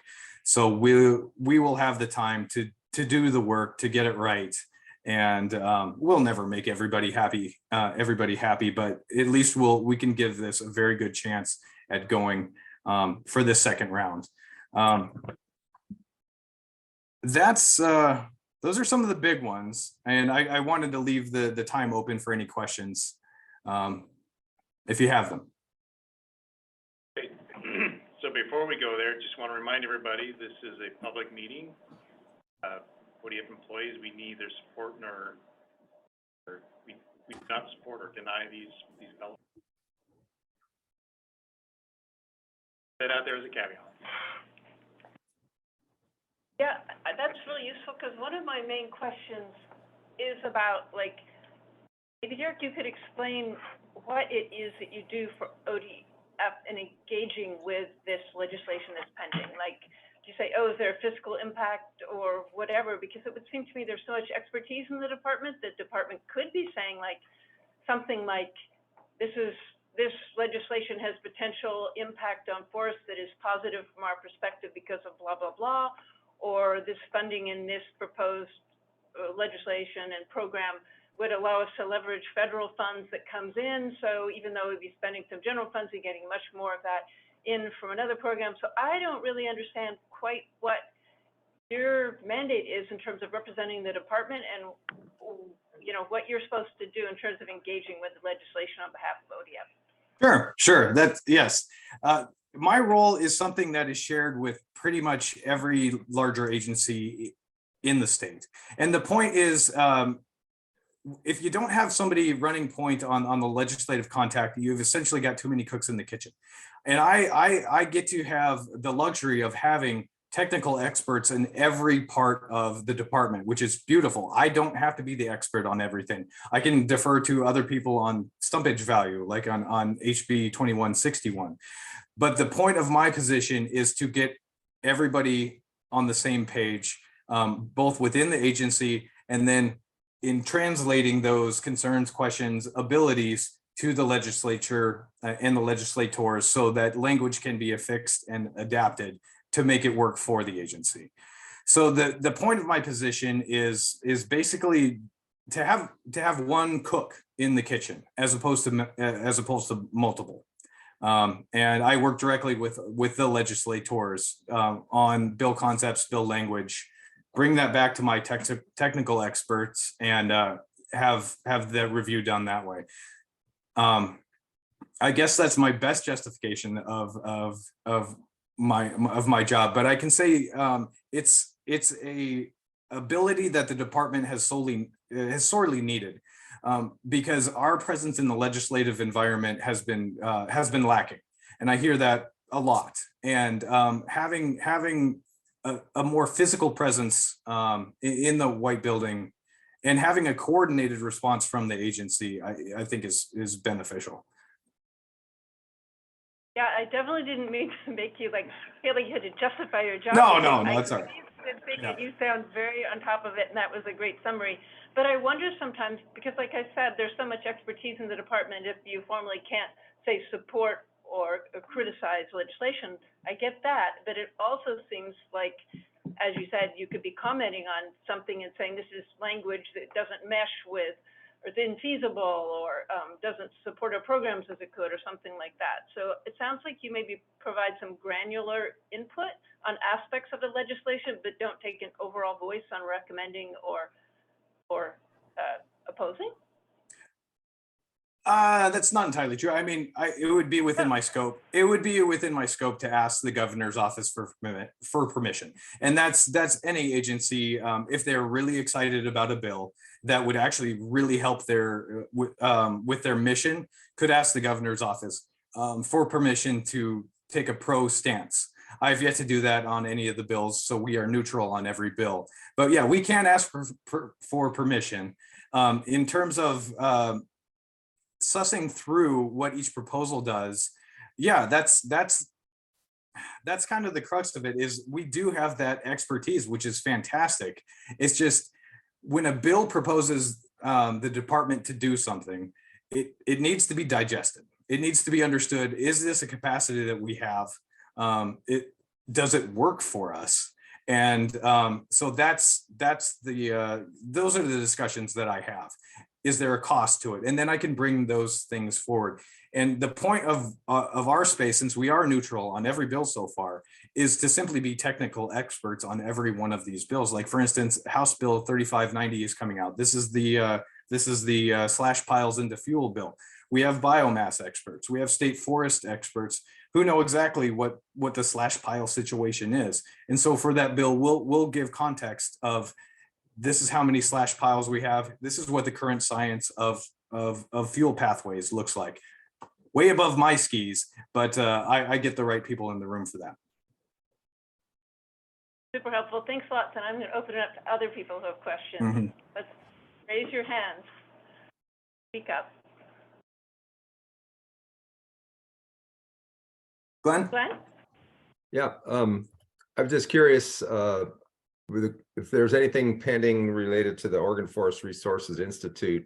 I know that I think there was a presentation, kind of an update on the situation with the audit and their plan going forward. And I hadn't really heard about any, House or Senate bills that were addressing that situation, but has an importance with the landowner education and other education aspects of OFRI. So was there anything going on there The answer is most certainly yes. There's House Bill 3019. I should have brought that up, and my apologies. House Bill 3019 does have a significant impact on OFRI. Ostensibly, it cuts funding by 2/3, among other provisions, to the agency, or to OFRI itself. And so that bill was heard early on in the session, and I tried to keep my ears to the ground for the remainder. Never heard anything, but it resurfaced a few days ago.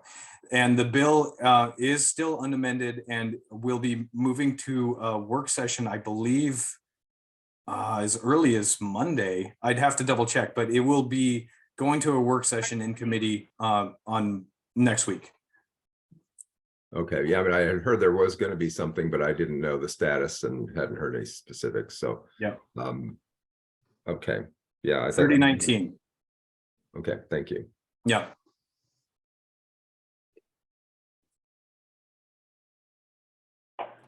Anyone else have? This is Scott. Yes, did I miss, is there Senate Bill, I think it's 530 related to climate, forestry and carbon? Did I miss update on that? Yeah, that's the Natural and Working Lands bill that was significantly scoped down, and it will be a fund in OWEB. Yeah, that will also go to a work session on Monday.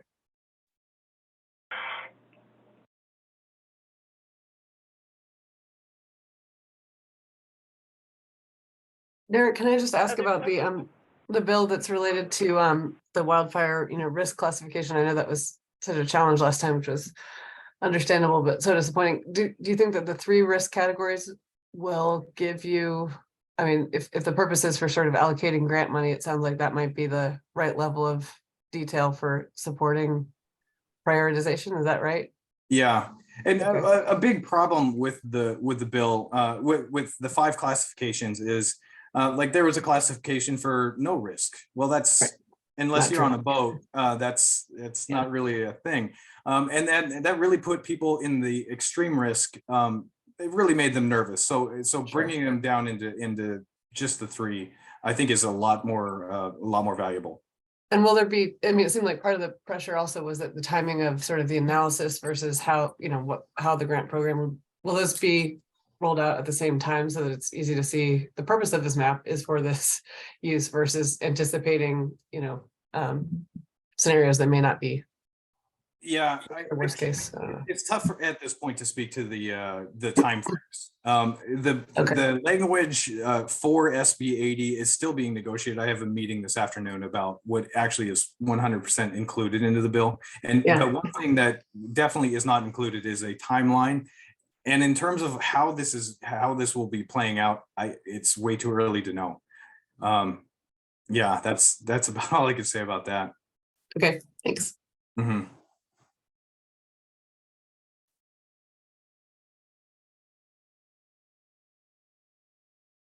Other questions?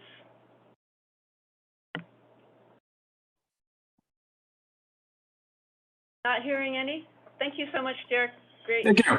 Great job on that. Yep. Thanks again, and we now have a break, right? Yeah, we have a 15-minute break. We'll see you all back then. That was interesting. So Derek, I guess a bit of history there.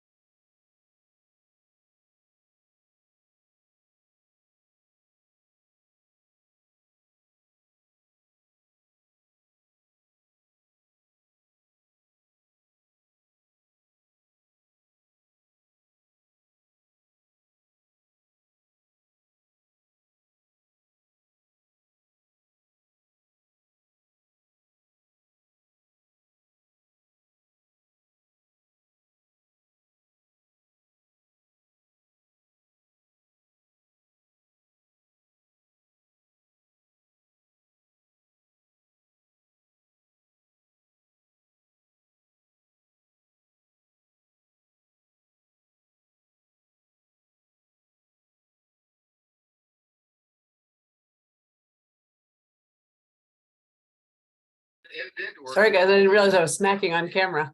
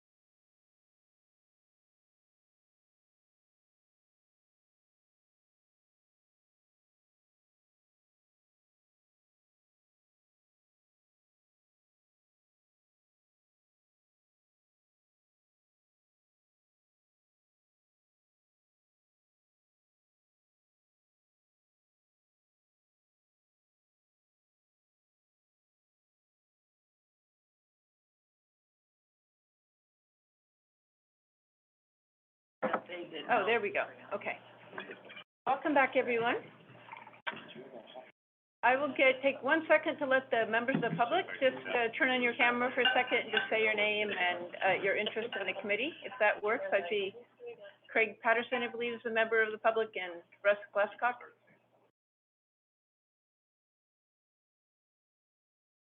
Looks like they aren't back yet, so I'll turn it right over to our next agenda item, which is Amy Singh presenting on Forest Legacy. Thanks, Amy. Hi everyone. Let's see, do I have sharing? The host, if you could grant me a screen sharing, that would be great. And while that comes up, so I'm Amy Singh. I manage the Forest Legacy program for the department. Just looking back through my notes, and I gave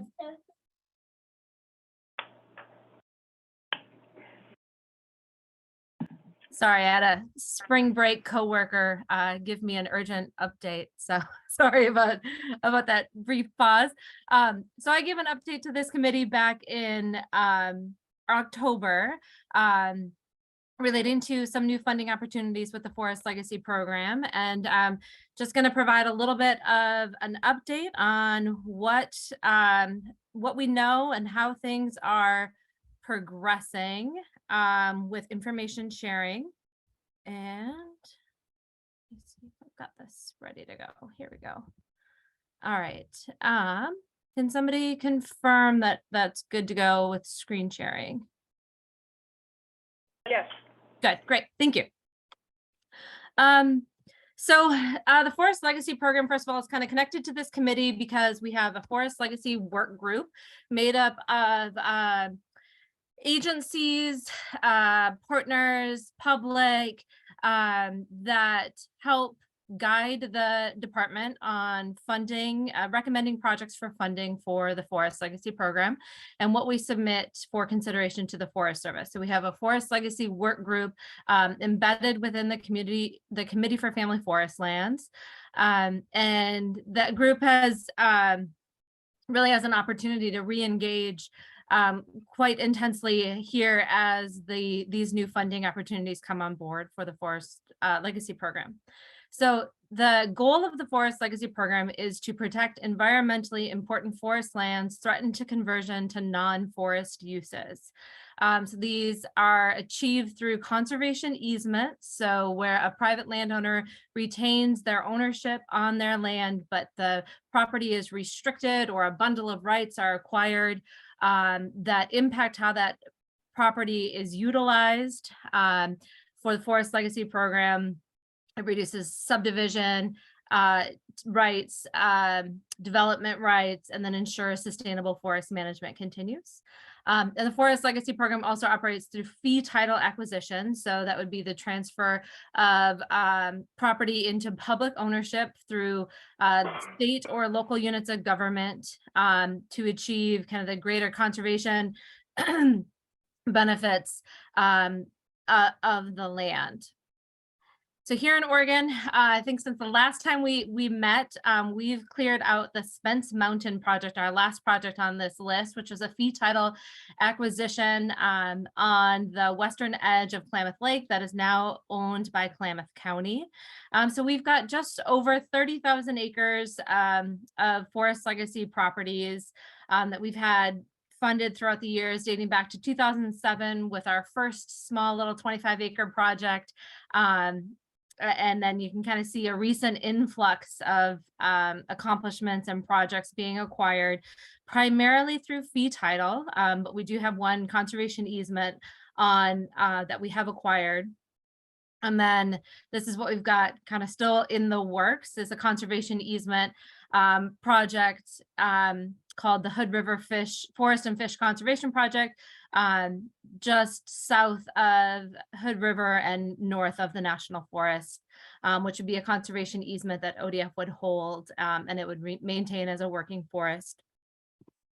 And then we've got a few funding opportunities that we're waiting on updates from the Forest Service on how those budgets all shake out. So the first one is the Minam River project, which is in partnership with ODF and W, a project that they've been working on to expand their Minam River wildlife area.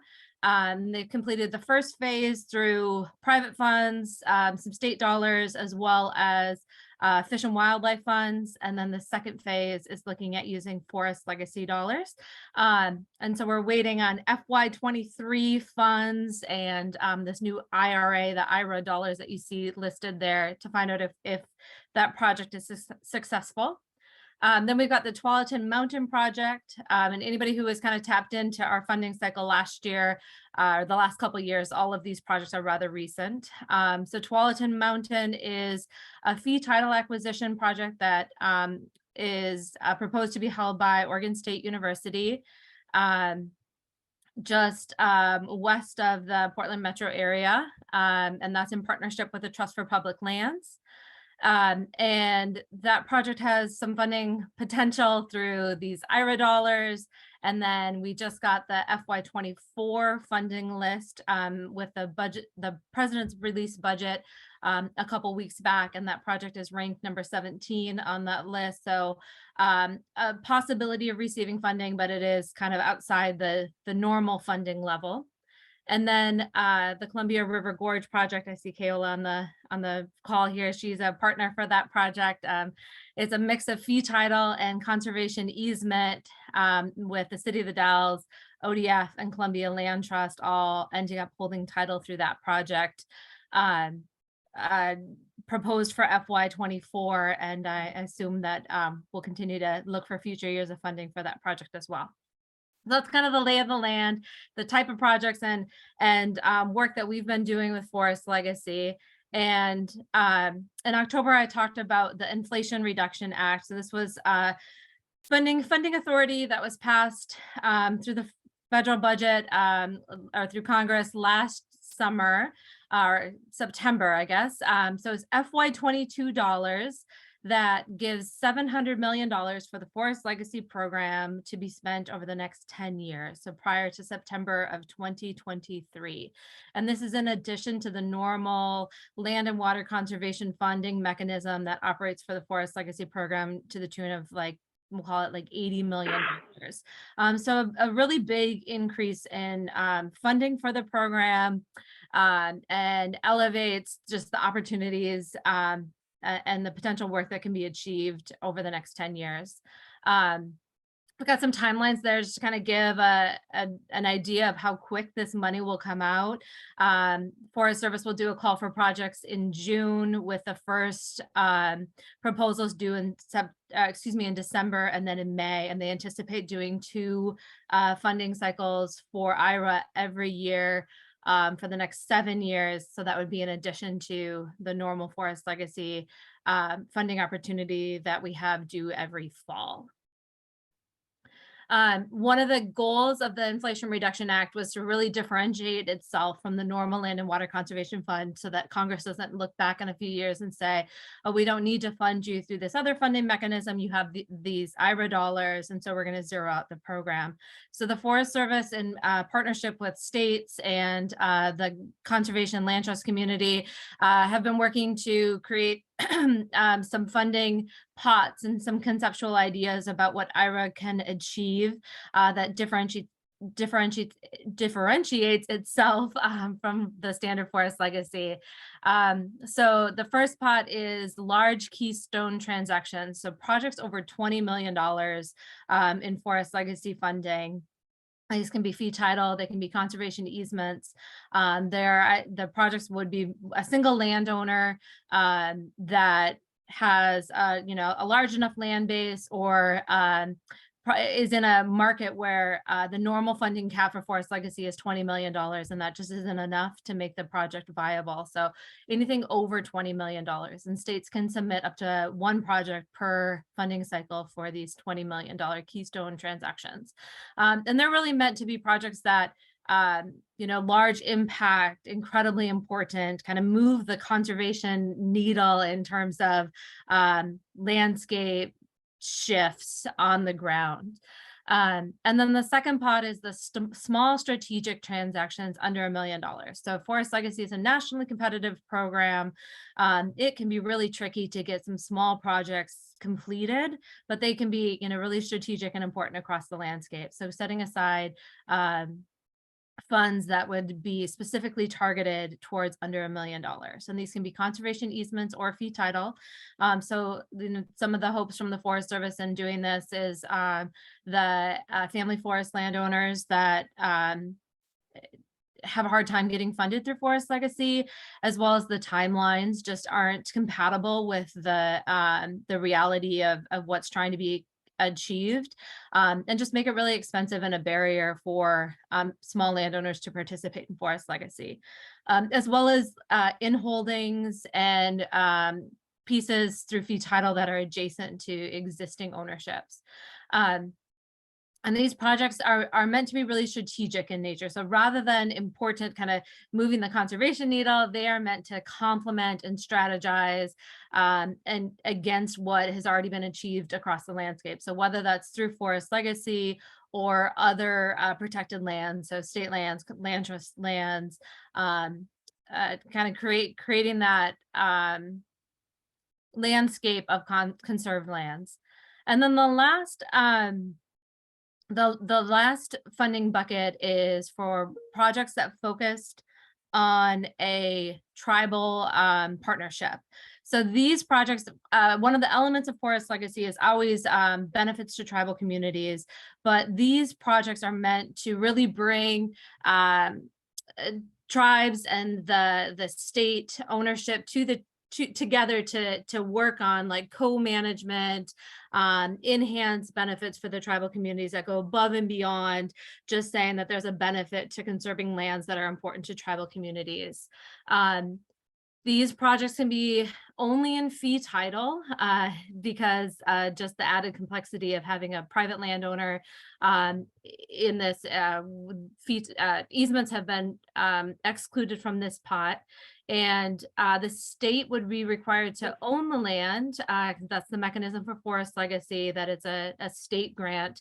But would they be, the Forest Service would be looking for this enhanced partnership and benefits to the tribe. And there's no dollar amount on these projects. They can be small projects or large projects over that 20 million. And so this is on top of the normal funding, the regular mechanism. So if there's projects or ideas that don't fit in these pots, then they would go through the normal Land and Water Conservation Fund funding mechanism.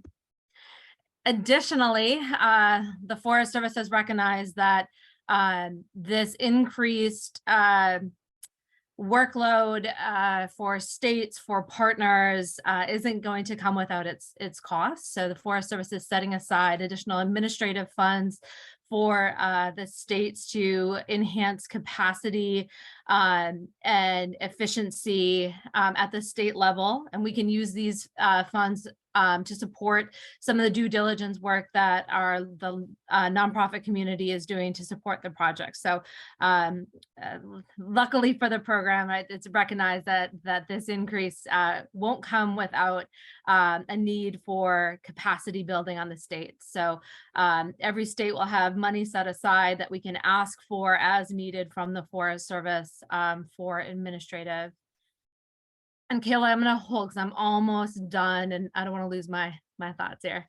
And then the last thing I just want to get on everybody's radar or, not forget about is the Community Forest Program. So that's sort of the sister program for the Forest Legacy Program, operated through the Forest Service with less involvement from the state because the grants go direct to the land trust community or the local units of government. But project proposals are due at the end of the month for those projects. And it's Oregon's been pretty successful historically in getting the Community Forest Program grants. These are fee title acquisitions that have a strong community connection and benefits, involve creating a community forest management plan with community input. And like I said, those go direct to the local governments or the land trusts.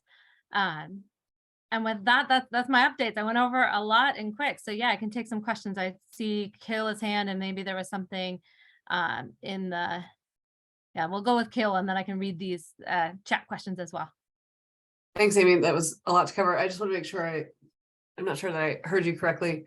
When you were talking about the IRA Keystone dollars that are still, directed Forest Legacy essentially, but at a larger scale and an opportunity to really, make headway on the long list of demands for Forest Legacy.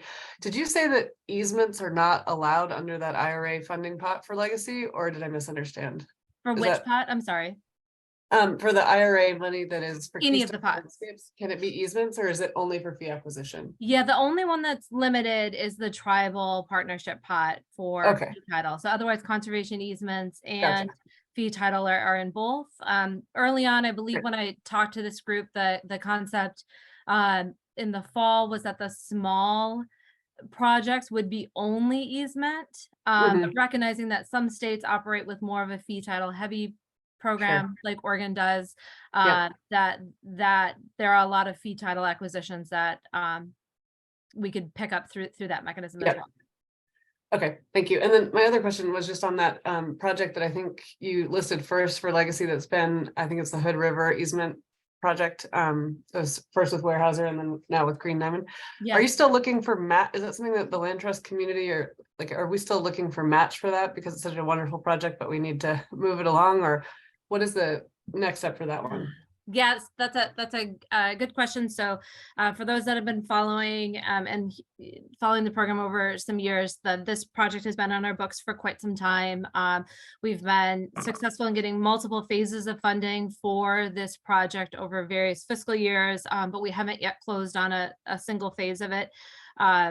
The holdup right now is with the appraisal and just working through the Yellow Book Forest Service appraisal process. And then we think that we've got the match that is needed to close this out, but without knowing where the appraisal is, where we might be a little over or a little under, that we'll have to kind of circle in at once we know what the value is. Okay, thank you. That's helpful. Yeah. All right, so, all right, Craig, I see your questions here. How much of conservation easements are in plantations and how many are intact forests and acres? I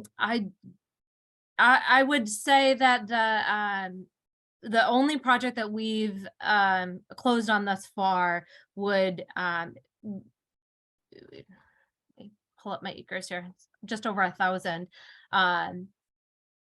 I don't have the exact numbers off the top of my head on what elements of the forest are in which. How did you determine which acres in the Gilcrest Forest were under easement? So the Gilcrest Forest is not a conservation easement project. Part of the creation of that as a state forest was funded through the Forest Legacy Program. So the majority of it was state dollars. And then there was a final phase that applied for Forest Legacy funding and was funded that. And then in order to create our match for the Forest Legacy dollars, additional acres are considered in Forest Legacy, even though they were funded through state funding mechanisms. And so there's no across the state forest, like there's no differentiating between what's in legacy and what's not. Forest Legacy requirements are consistent with how we managed the state forest. So it's all kind of managed and used across the same. It was just the final phase in order to leverage state and federal dollars, just use Forest Legacy. Yeah, can I clarify the key aspects and elements of conservation easements? So ODF has done one closed conservation easement, and then we've got one in the works right now. So you know, the key elements and the holding of conservation easements and what's all included. One, as an agency, we're still figuring out as we get more of these under our belts and understand kind of what are the right elements to include in a conservation easement that achieve the benefits and the goals, not only for the landowner, but specific to the land, specific to the funding source, and then what makes sense for ODF. So kind of with that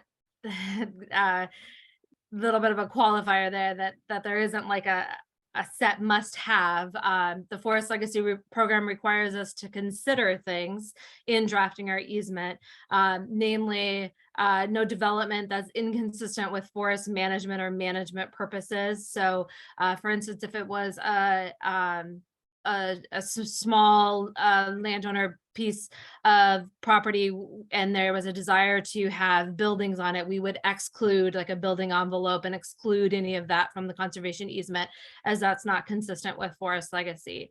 We're required to consider subdivision of the property. So depending on the size and the way the property is laid out on the landscape, that might mean no subdivision, or it might mean limited subdivision or restricted subdivision.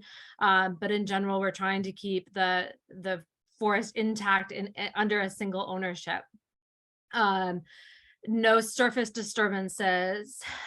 So, you know, restricting mining rights or anything that would be incompatible with forest management. And then some affirmative things like it must be managed according to a management plan that's approved by the agency. And so ensure sustainable management. That may be that might be more restrictive than what's required by law.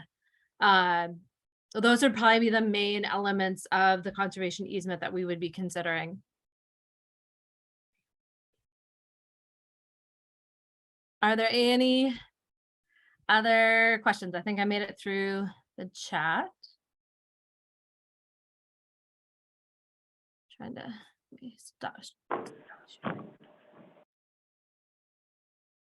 Great. Well, I'll just add that we're working on engaging the on a more consistent basis, I guess, the working group for the Forest Legacy Program, which is again an element of this, and likely we'll be providing regular updates with as this funding evolves and as kind of the Forest Legacy Program as a whole evolves. So we'll continue to provide updates. Amy, I had a question about that, which I was looking at the charter for that working group, and it mentions in there making sure, like reporting to the Board of Forestry or otherwise, like providing, a report of what's been done, what's in the hopper to the Board of Forestry. And we are going to be working on our annual report, and we're going to present it in September. And so I wondered if you all are reporting separately, or if, we should, because CFF kind of houses that working group, if a part of our report should include a bit of report from your working group. Do you have thoughts on that?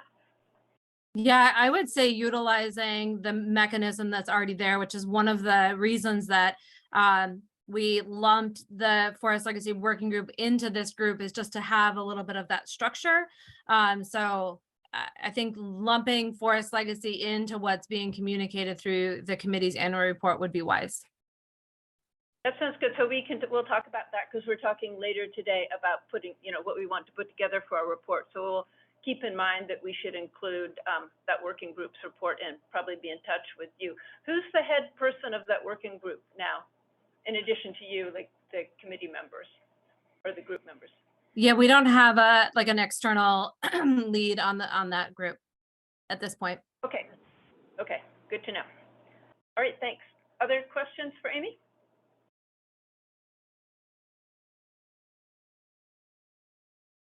If not, we'll say thank you so much. Oh, there's one more question. Oh, it was just a little note I think Craig posted. Okay, thanks so much, Amy. I guess that's that for that. Thank you.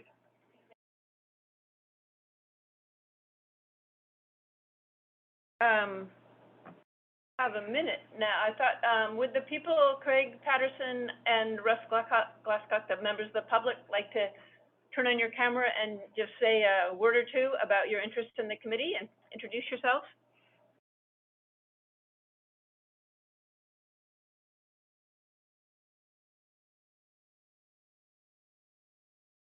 Not seeing that happening, so we'll move on to the Board of Forestry update. Oh, Craig, hello. If you want to just say hello and state your interest, that would be great.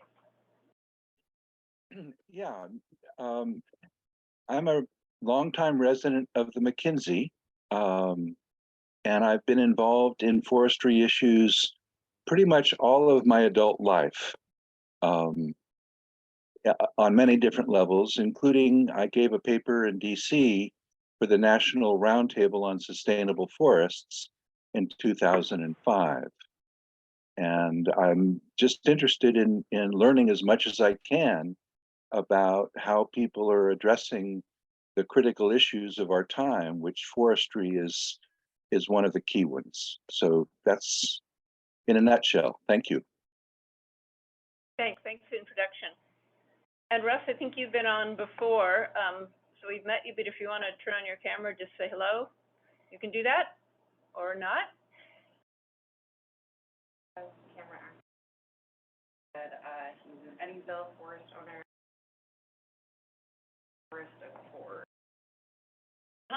Okay, we just got a message that Russ is someone interested in the private forest accord in particular and doesn't have access to audio. So anyway, thanks for that note, Russ.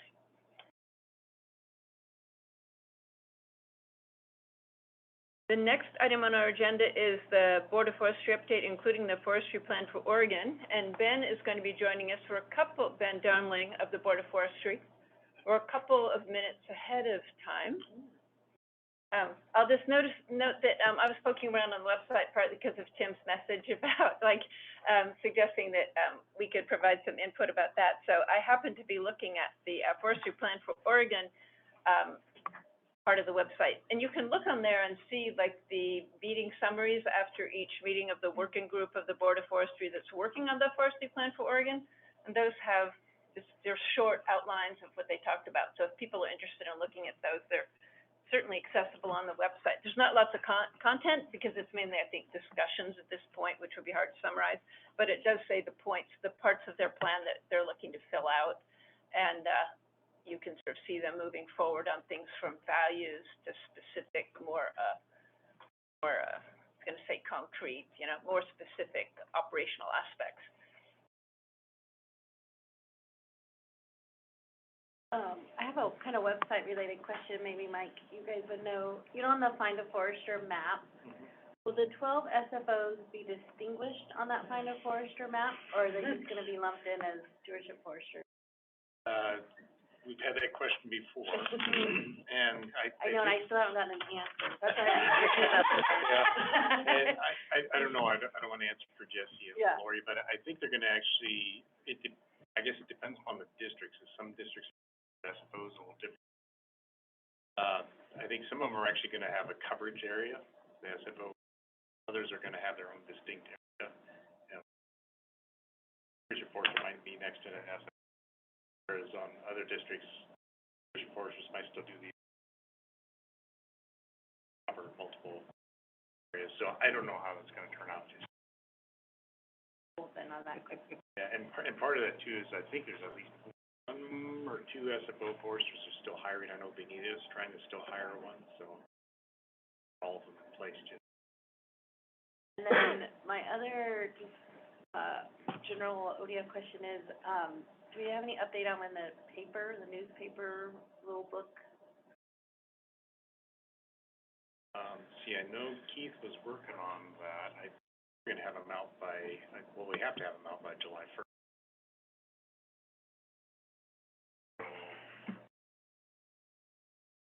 I haven't come across it. I can't. Okay. I heard that one, see, type that.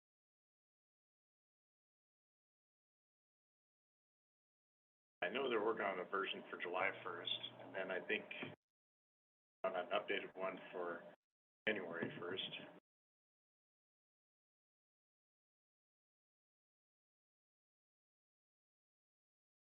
There's not one about to come out then, from what I'm gathering.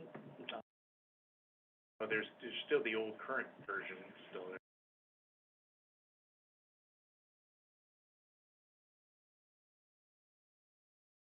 Yeah. I love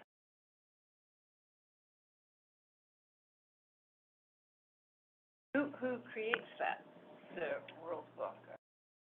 It's usually our subject matter expert, so Keith Baldwin is one of our, he helps this. But Keith is probably the most knowledgeable person we have. So he'll actually clean it up, and then we just set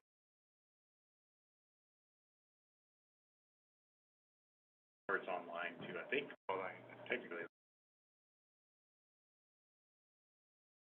it's usually one of our folks in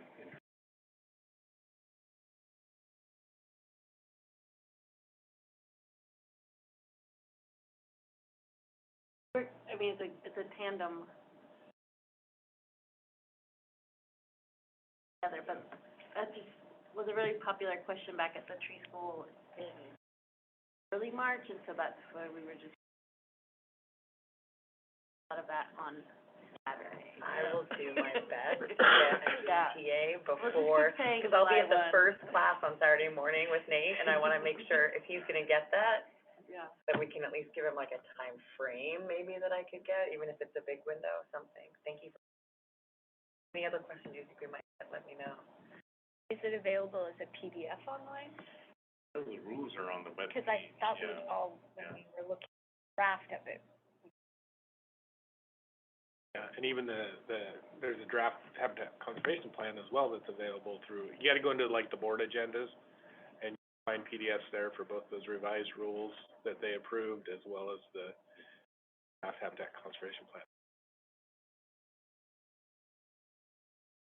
Going to see when Ben shows up. but- We are, yeah.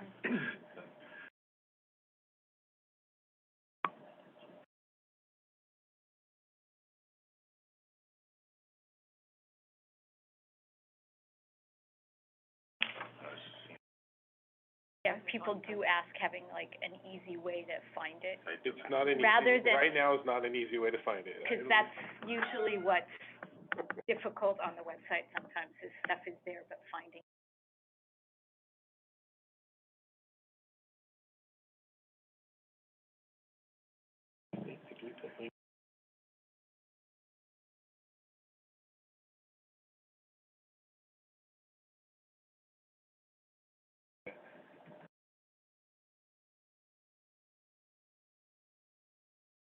Ben, maybe? That's how to get, Take a break and see if we can find Ben, maybe? Yeah. Yeah, for everyone virtually, we've just determined we'll just take a moment to try and get in touch with Ben. Here to ping.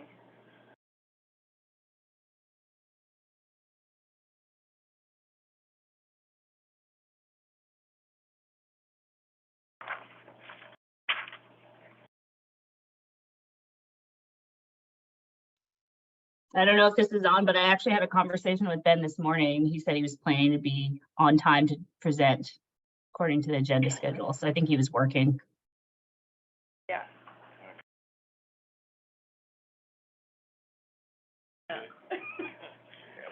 One thing I meant to mention earlier was when Josh Hansen was talking about the FFISH and having that project review team and asking for if anyone on the CFF was interested in serving on that committee. I would suggest that you email maybe Mike and Heather if you have that interest, if that sounds appropriate to you too. So thank you for those who are interested. Heather first before me, so. Make sure. You're sitting next to me, so you're first in mind, but yes, Heather would do that. As fast as Heather. Okay.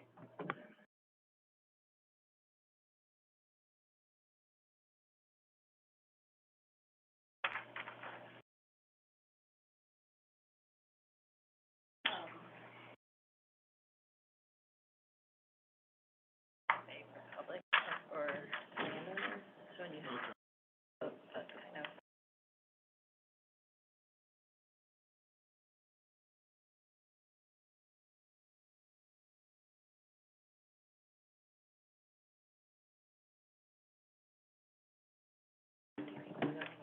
I could just say while we're waiting for Ben, the Board of Forestry, the next meeting's April 26th and 27th. That's over in Enterprise, Oregon. So they'll be there. And then in June, they're gonna be in Sisters. Then in September, they're here in Salem, and then October, they're in Medford. And I think all those are gonna be their 2-day board meetings, so treating like social or a meeting and a tour. What was the date, the last one for the one in Medford? And in Medford is October 18th and 19th. Treat and social. I encourage you, if you have any people in the area for the socials, they wanna meet new folks, is what I've been told. They get a lot of nothing against the groups here, but they get a lot of the same folks. So they're looking for new folks. So some of our small forest landowners, that'd be perfect. They can get, some one-on-one time with board members. That's sort of the whole intent of the socials, is to meet new people and get direct access to board members. If you have any friends, folks, acquaintances in those areas, I would encourage them to go. And all the details are on the board's website. It's right on our webpage. Tour in April, is that part, what's the tour in April? I didn't see the details of that. I think they're still working it out.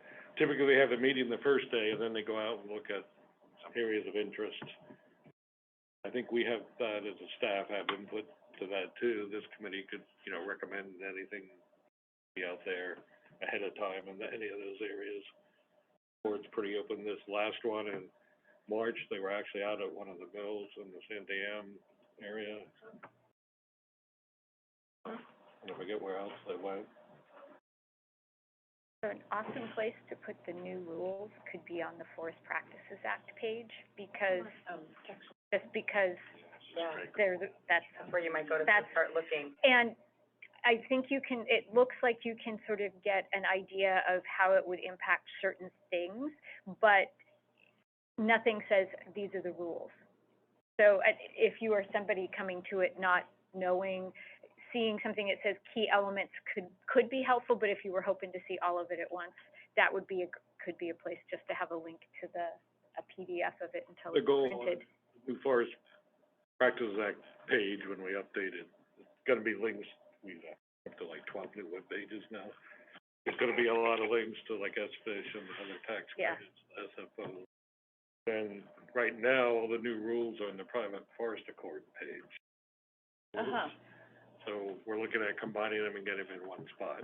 But we had to get these other pages kind of together, so we had a place to reference all the stuff.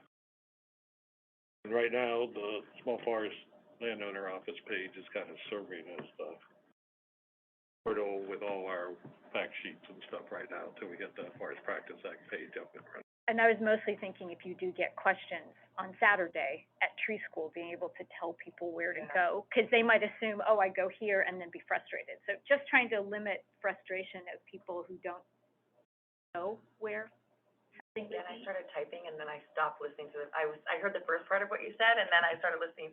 Where would you say? Well, there is a page that's called Forest Practices Act. Okay. And there's a lot of out-of-date stuff there and videos and everything else, so we're starting to sort through that. Right now, we're just leaving it as it is rather than lead it, but there's gonna be a big change to that page. Well, so I was saying, tell people, oh, go someplace else instead, just so that they would know that. And I'm just thinking at tree school. Yeah, Where there's a whole course on just that too at the end of the day, so I'm gonna reach out to Karen. The challenge on our end is there's a lot of inputs to that page. Right. That we can't break the links right away, so we're sorting through all that. Like I said, it's kind of unusual because all the new rules are on the Forest Accord page. I'll merge them. Question on the side here, with the issues going around on this habitat protection plan that's basically impacting state lands into the forest. Are small woodland owners playing into that or having any potential problems or impacts from it? I would say the main impact, the big concern is the reduction in harvest. You probably heard a lot of the public comments that they're afraid they'll lose revenue loss. The revenue loss for the counties is their big issue, and then privately, it's, you know, the mills and the operators. If they have cut down volume, a lot of them are saying it's gonna be hard to stay in business, and if there's less mills and less operators, that affects the small forest owners. But the HCP itself is just state lands. And there's two HCPs going on, the private forest accord one way sooner in the process. The state forest one is sure in the process. The state forest one covers not just aquatics, but a lot of the other species. Endangered species involved. Marble Maryland, I think.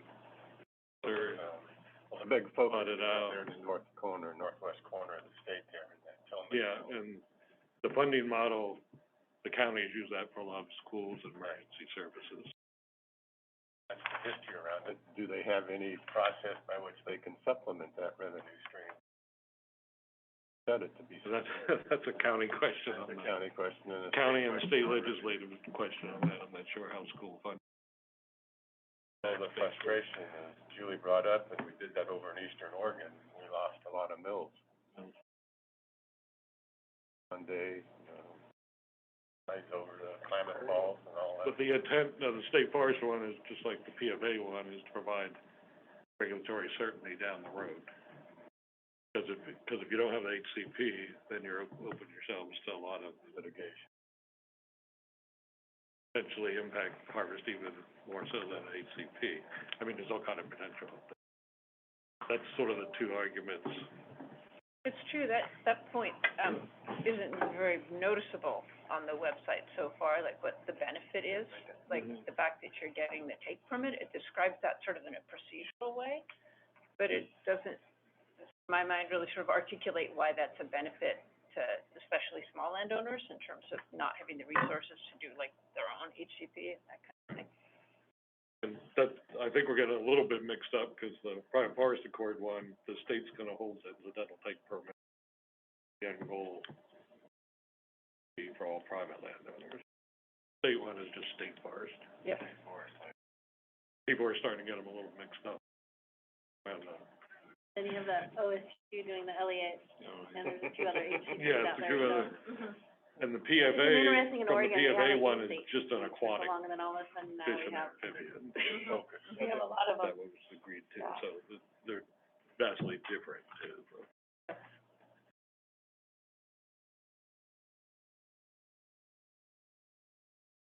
But yeah, I think we could do a better job sort of planning the process behind it, but started several years.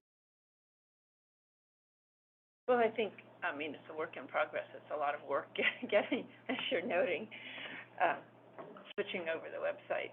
Yeah. Talk a little bit about some of our outreach.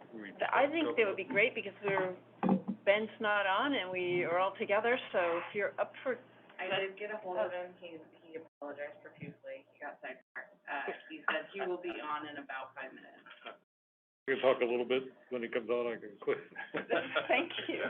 So we were at the logging conference, which was, I was told, one of the best. We had a large yurt there with like 6 tables in and gave presentations to guys there. So that was our most recent one. That was the end of February.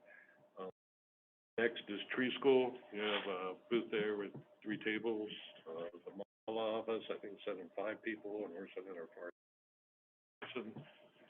After that is Oswald's annual conference. We're also giving a presentation to the Charleston River Watershed Council. Folks going out for that. That's April 5th. What we're trying to do is partner with a headquarters person and the local stewardship foresters or the district office.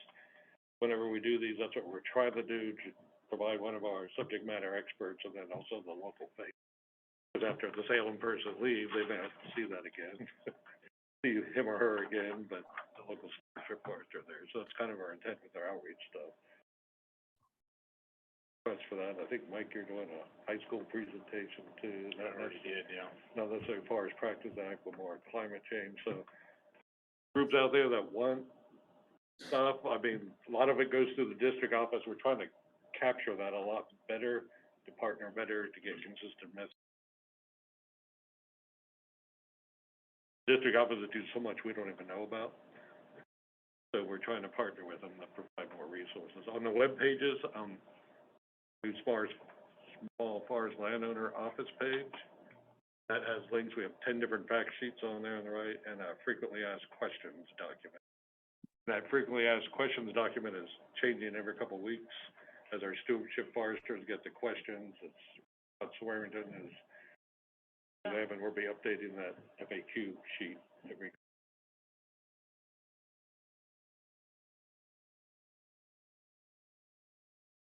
Oh, Ben's on there? Okay. Yep, turn it over to Ben. Hello, all. I am so sorry for standing you up here, and thank you, Heather, for pulling me out of my machine that I was working on. So I'm glad to be here, and I apologize. Thank you for your patience. Is this a We have you on the agenda for the Forestry Plan for Oregon, Ben. Just that it sounds like you were in a good state of creative flow, but now you have to jump into something that mundane. No, that sounds great, and I definitely have some stuff I wanted to share with you. If this is still a good time, I'm would love to jump into that. And yeah. Thank you.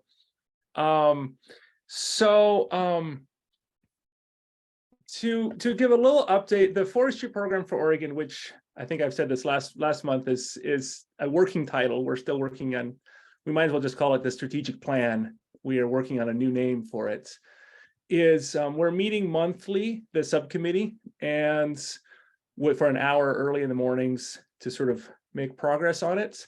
The next board meeting that is in Enterprise in April will be pretty much exclusively focused on this for the whole day. So that's a big retreat work session for the boards, and we will the subcommittee will be bringing the draft that we have back to the board, and we will be working on a number of elements. I think primarily focused on the goals, but there's a couple more meetings between now and then to figure out exactly what the agenda will look like for the board meeting, but that's what it's going to be focused on. And if I can do this, I'd love to try to share my screen. Can I do that, Heather? Oh, that's real quick. And this is you can find this on the board's website or on the department websites underneath the oh, I don't even know, it's the subcommittee on the FPFO progress. So I'm just pulling this off of the department websites, but this is the draft that we're currently working on, and it's slowly getting populated. So there's a lot of blanks in here still, and it's very much still a draft. As you can see, there's some track changes along the way. And I'll just kind of roll through this fairly quickly, but happy to sort of pause as we go with questions. If anybody has questions as I go through this, or we can have more questions and discussion once I get through the documents. But this is sort of a snapshot of where we are today. Obviously, the introduction is not there yet. There's a table of contents which sort of lays out the framework of what this will look like. So it's at this point, it's fairly short, 15, hopefully under 20 pages. We're really trying to keep it concise and accessible as much as possible. The executive summary, this is where a lot of work has happened, though it's not all here yet. And the vision, complex and resilient ecosystems that endure and adapt. This was worked on jointly last fall at a board meeting with the executive team. And this was what we came up with. So it's in draft form, but a lot of work has gone into that vision already.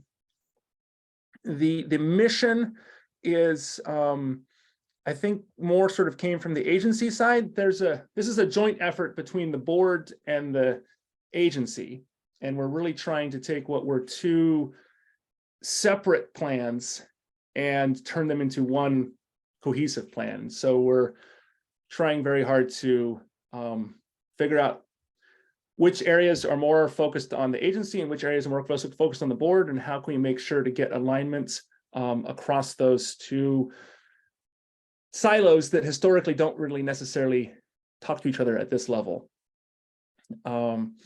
So the joint mission of the Board of Forestry and ODF is to promote and guide management of Oregon forests and fire to benefit all Oregonians. So again, working draft, but a lot of work has gone into that already. Values are underway, but not completed. So we did a bunch of work on values at our October retreat in Portland, and we realized that we wanted to reach out to a larger cross-section of folks in Oregon to make sure there weren't values that were being missed, that the usual suspects, the experts, the folks who are in the room at these conversations, had a set of values that we came up with, and there was sort of broad agreement, but we wanted to make sure we were casting as big a net as possible. And so we've, partly to this end, have engaged the Oregon Kitchen Table Project, which is based at PSU, and they're, I think, in their part of Oregon Consensus, that they do outreach work similar to this to communities that are traditionally not part of the conversation. And so that work is just starting right now. Will be ongoing throughout most of this year to try to reach a much larger, broader spectrum of folks, just to get feedback on values and what is important to the people of Oregon. And we've layered this also on the values and beliefs survey that was presented to the boards last winter, I think, and we're trying to just sort of pull from as many different areas as possible to get as broad a set of values. So there isn't really anything to show here, but that work is ongoing. The purpose: engage people to sustain and adapt forests and landscapes for social, economic, and ecological benefit in their communities. Again, this, you can see the notes on the side, is more coming from the agency. It's more how we operate. The principles, very much in draft form. I think there's some work to do here still. I'm not going to read through all of these principles, but you can get a sense of what we're working on here. And then there's some more boilerplate that's going to be added. And then here's sort of a page-and-a-half primer on climate smart forestry, which is really the lens that we're using for this project. And again, we're not going to go through this whole thing, but in a nutshell, climate smart forestry sort of has three legs of a stool, for lack of a better analogy. There's how are we adaptation? How are we making sure our forests are adapting to a changing climate and to the conditions in which those forests find themselves in? How are we using forests as a tool for mitigation? Storing carbon, sequestering and storing carbon is a big portion of that mitigation. And thirdly, what's the social dimension? How are these forests benefiting the social world, the communities that rely on these forests? And so that's the lens that we have chosen to use for this work. And so as we go through the goals here in a moment, we sort of are assessing the goals on that climate smart forestry lens. And the framework here, again, it's very much draft form, but we have a goal, we have a set of strategies, we have a set of metrics, and we have a set of challenges that accompany each goal to sort of identify how we will realize the goal and how we will make sure that we're on track. And metrics and accountability have been a big part, well, for me, and I think for the whole subcommittee and the board, an important piece of making sure we build that in from the grounds and identifying the challenges to these goals so that we can better achieve them.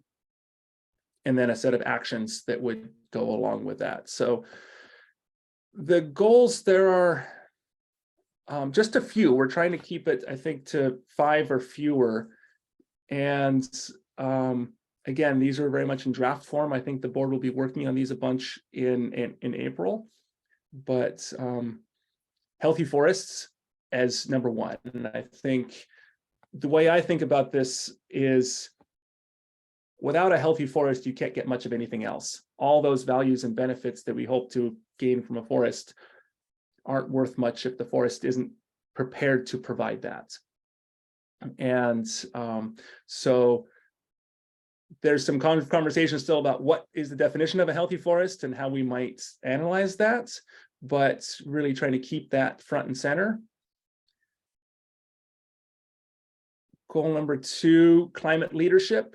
So mitigation and adaptation. How are we using these forests in Oregon to, tackle the climate crisis, both in myriad different ways?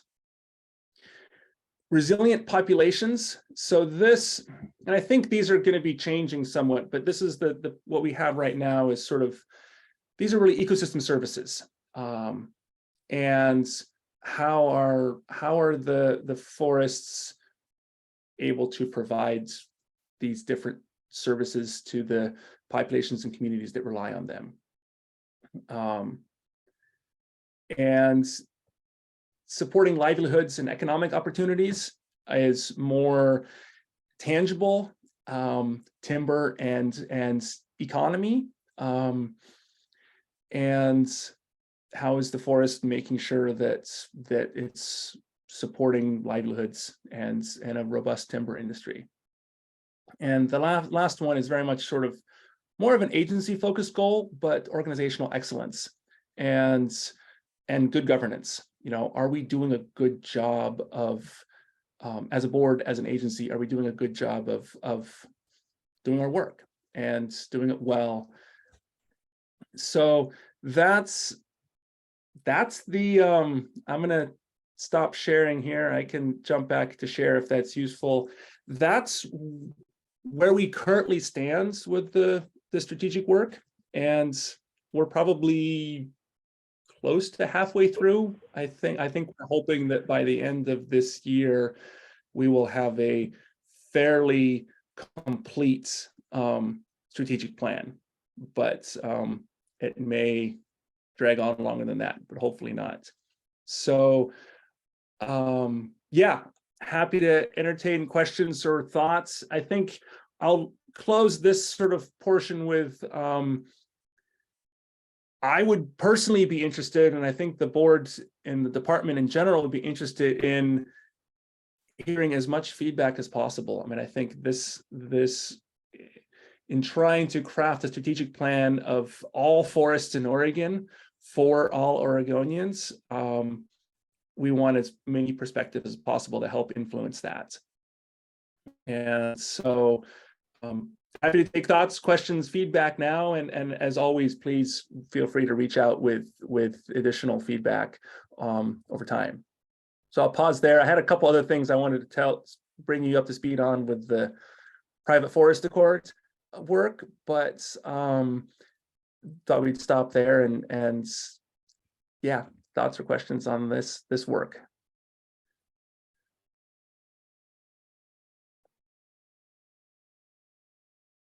I have some likes. I put like little hearts next to a couple things, which would be like, I really like the actions, like I just hope that, like, because I like the values and stuff, I really like seeing the actions in there. It's kind of where the rubber hits the road.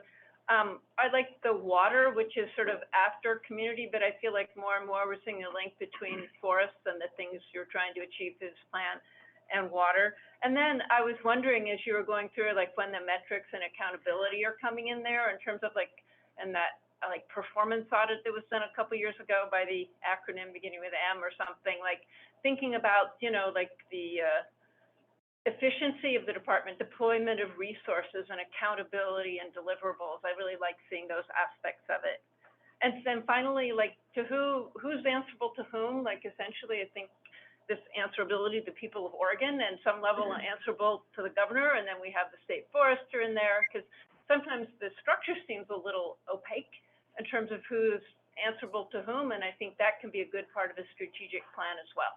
And I invite others to say, you know, what appeals to them in the plan, what they're not seeing, or maybe just provide input later. Others?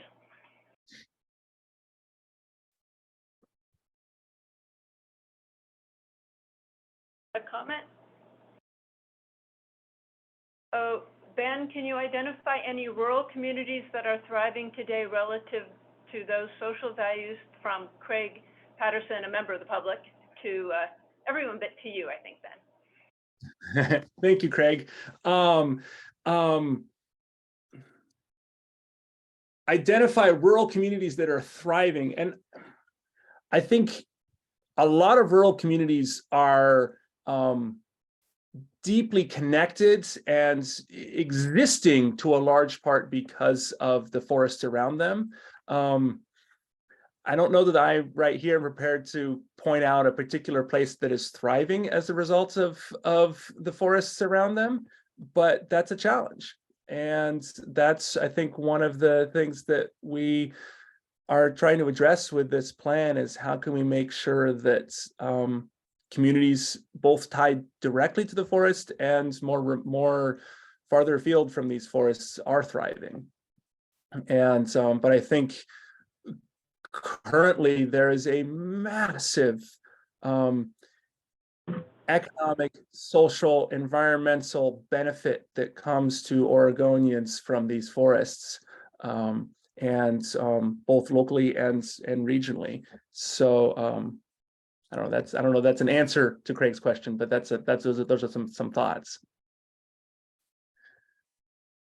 Related to that, Ben, and actually Craig, it feels that like there's going to be a lot of tension between sort of looking at sort of that ecosystem services and air and water, which no one's going to deny we need those things and that those are a value. But I think there's a felt tension between that and that piece of supporting livelihoods and economic opportunities, especially in some of those rural communities that feel very tied to forests and forest settings and feel that that sense of stability is slipping away from them. So I think I don't envy anyone trying to put some of this into place and make it actually feel workable for everyone, because there are a lot of different perspectives in Oregon, and a lot of different values and felt values, and I think a lot of passion on multiple sides. So, but I do see that there will be a lot of hopefully creative tension, because none of us want to see unhealthy forests and don't want to see us adapt, but balancing all of that tension, all of those tensions and all of those different needs in the room, I think is going to be very complex.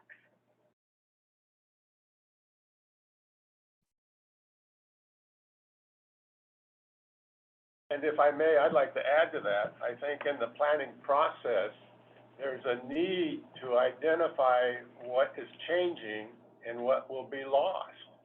In other words, if you look at what's going on with your habitat conservation plan over there in the north corner of the state, northwest corner, where you have the counties now coming out and saying, we're losing income, how do we replace it? Because you're taking away a harvest level of 20 or 50 or 100 million feet, which has been substantial to the rural community economy through the founding history of those areas. And as we make this change, is what's the dynamics and what's going to replace it, or what's going to be the effect on that community, and how do they adjust to it? Absolutely, and I appreciate that, and I think the way I see this this project, this document that we will end up with is it's a signal. The board and the department has some authority and some responsibility, but it doesn't wield all authority on these issues. But and this plan is also very much an all lands project, which includes federal forests and private forests and state of forests of all forests in Oregon. And I think we're very well aware that we don't call the shots on what happens on the federal forests, but this and we don't call the shots on what happens in Salem at the Capitol with the legislature. But this hopefully can be a template or a blueprint for a vision for forestry in Oregon that can be used to have those conversations with other folks who hold some of the cards that are very closely related to forests in Oregon. So yeah, when you mentioned the habitat conservation plan in the northwest corner of the state. That's there are some imperatives that are being sort of thrust upon the boards with those forests, and we hold some of the cards and not all of the cards. And there's other the legislature needs to, if they want us to manage these forests for greatest permanent value, they need to figure out how to support those forests for everybody. And hopefully this strategic plan can be that blueprint that we can use to have those important conversations with other decision makers. That's how I see it. Craig has his hand. Oh, sorry, Julie too, but Craig and then Julie. Yes, thank you. My comment is about the Gilchrist Forest. And I think the Gilchrist Forest has some very important lessons that we need to learn from if we can. And I have talked with the stewardship foresters over there, actually since the beginning of it, back in 2011, and found out that over the last 5 years, the revenues generated off that lands were 60,000 tons of poles that were paid $1 to $5 a ton, and about 700 million board feet of saw logs that were paid $100 a ton. So the average revenue from the Gilchrist for the last 5 years has been about $52,000. The costs for fire suppression, support, and road maintenance has been in the neighborhood of $320,000 a year. That is an economic death spiral, and nobody can even talk about when it might be a break-even proposition. I would submit that that is true of industrial forestry everywhere. It represents a short boom followed by a protracted bust every time. When do we learn those lessons? And when do we learn the lessons of the Gilchrist Forest that is obviously has nothing to do with economic development and is a problem with no solution in sight? Comments, please. I don't know that I'm qualified to answer that, but I would hope that this vision for forestry in Oregon would try to thread a regenerative and positive type of forestry in Oregon going forward. And I don't know, that's my goal, is for forests in Oregon to be working for everybody. Thanks, Julie. Yeah, thanks, Ben. One of my questions, we've heard the governor's one of priorities on housing, and we know small woodland owners are often living in that kind of fringe between the city and the more rural. And many of the plans for Oregon before this one thing that was often addressed was about the importance of keeping forest as forest land and not losing it for other uses. We kind of have a theme here about tensions. I didn't see on the quick look through there about kind of just that concept of keeping forest as forest land. Is that something that's a theme at all running through in discussions, or just wondering how we're addressing another one of those tensions on trying to find, places for housing, but also keeping forest as forest land?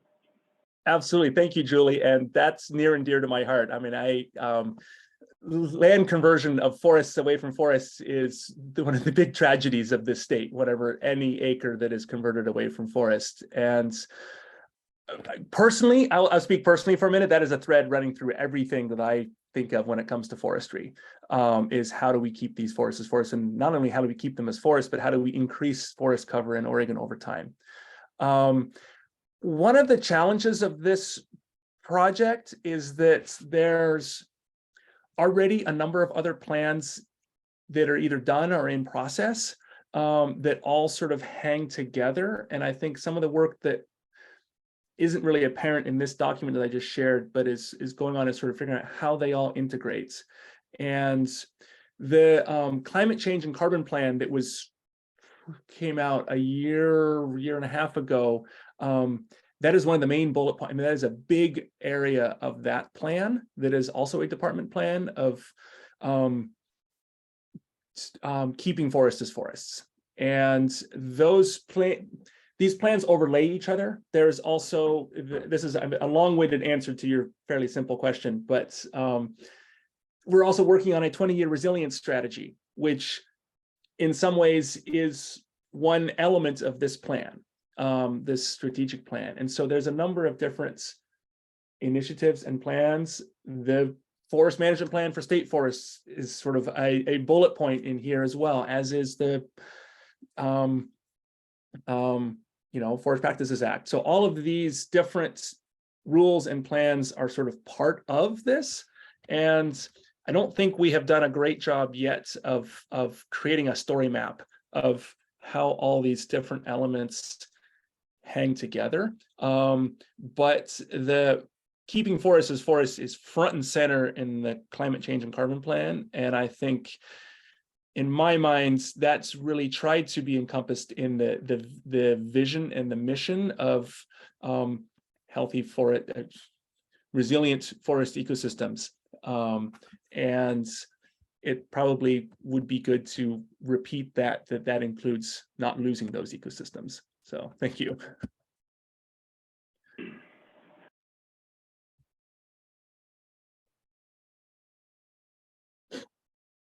Other thoughts? I know you said I don't see anyone speaking up right now about the forestry plan for Oregon. Ben, you said you had some thoughts about the Accord as well. Why don't you go ahead with that? Yeah, thank you. I just wanted to, last time I talked a bit about the work on trying to identify and remedy the small subset of forest lands that are disproportionately impacted by the new private forest accord rules. And there's been another subcommittee that's been working diligently, slogging through, trying to come up with a definition and some form of remedy. And it's mostly done. So I think they're crafting draft rule language right now. So there should be another paragraph or two of rules that will be added to the rule set to identify who the forest land parcels are that are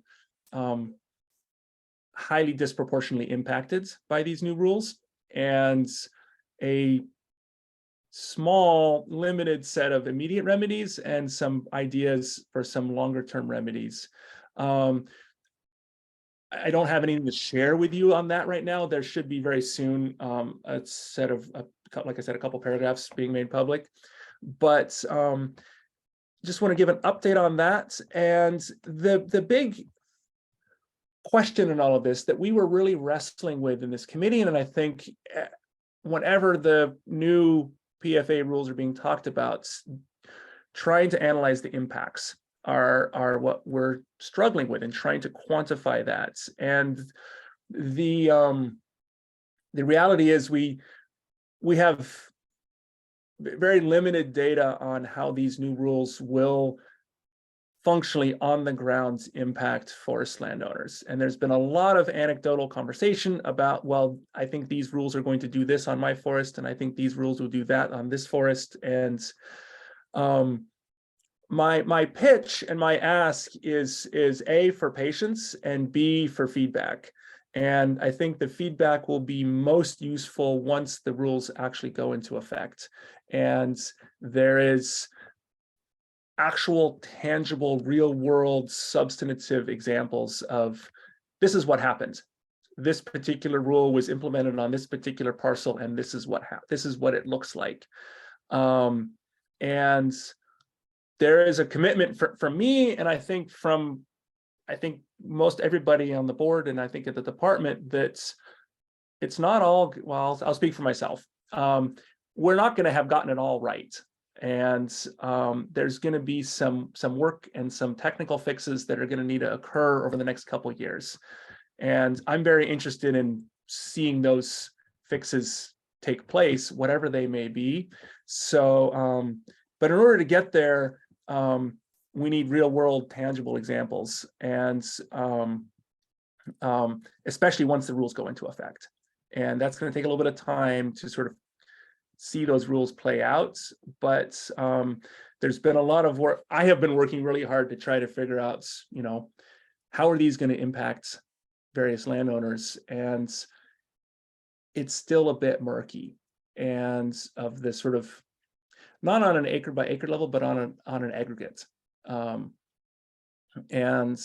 that was just happy to take any, I know we're kind of running out of time here, any thoughts on that, but just wanted to give an update on the PFA work that I have been involved in and where I see it going. And I honestly feel like we will need to do some fixes over time, and we'll we'll need to figure out what those are. And I think the best way to do that is to get real world examples. Okay, I have a clarifying question, Ben. So when you're talking about the potential for, and I do understand needing to see things on the ground before there can be technical fixes, but with those, so there is room for technical fixes to the rules. That's what I'm hearing. And is that only related to disproportionate impact, or is that related more broadly? Sure, maybe sorry, I should clarify. No, there is not currently any room for changes to these rules. Mike in the corner there is probably saying, whoa, Ben, slow down.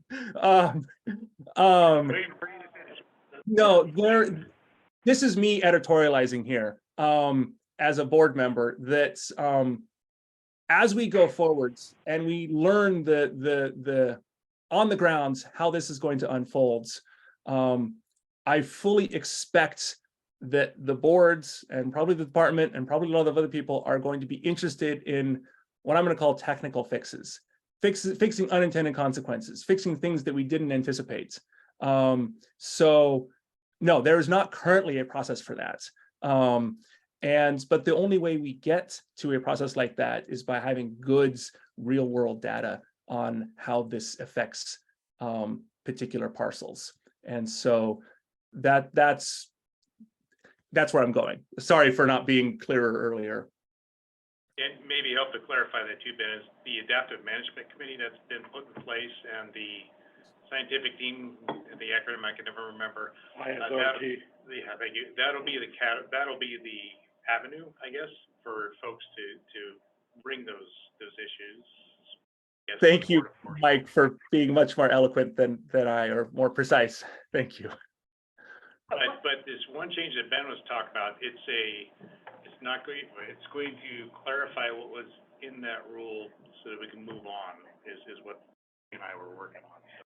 So it'd be a very small change.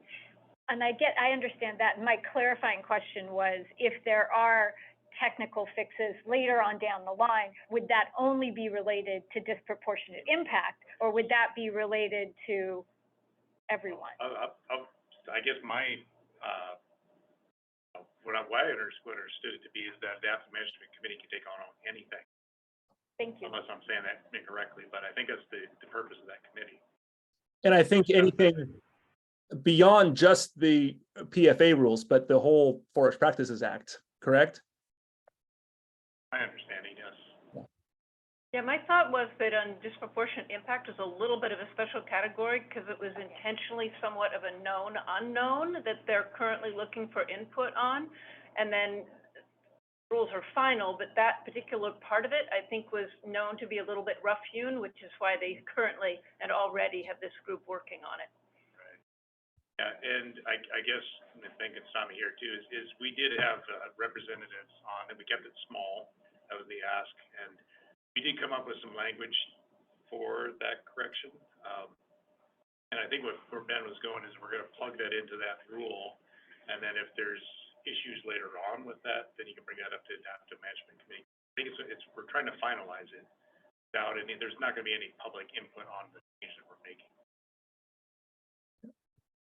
That's why we had that small committee, so we can make it. Thank you, Mike. Both sides. There's no comment, no public comment. Directly from, I just thought. Yeah, we're running at time, but Ben, can you stay like another 7 minutes, say, till 10 after or something, if people can? Then, Absolutely. Can you see the questions in the chat, Ben? There are two in there. I can, from Russ Glasscock, thank you. I don't know that I can speak directly to that. Mike might be more qualified than I.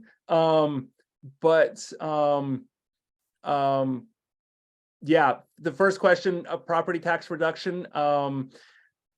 We currently have something much more complicated, but like anything in here, continued conversation is useful and constructive. I don't know the answer to number two.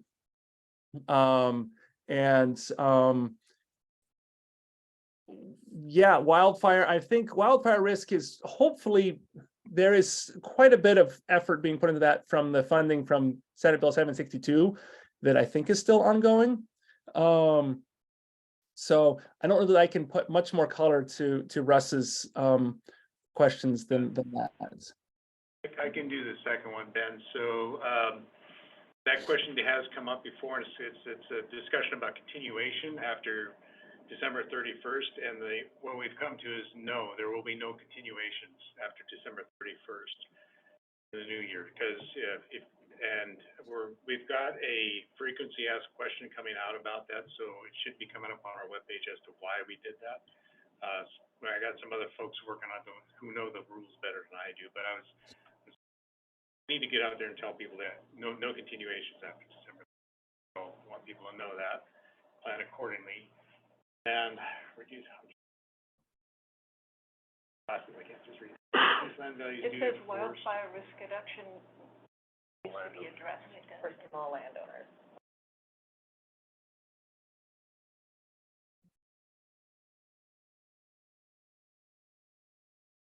Yeah, okay, well, yeah, number 3, we'll have to look at. And the first one, reduce land values due to forest accord should result in blanket.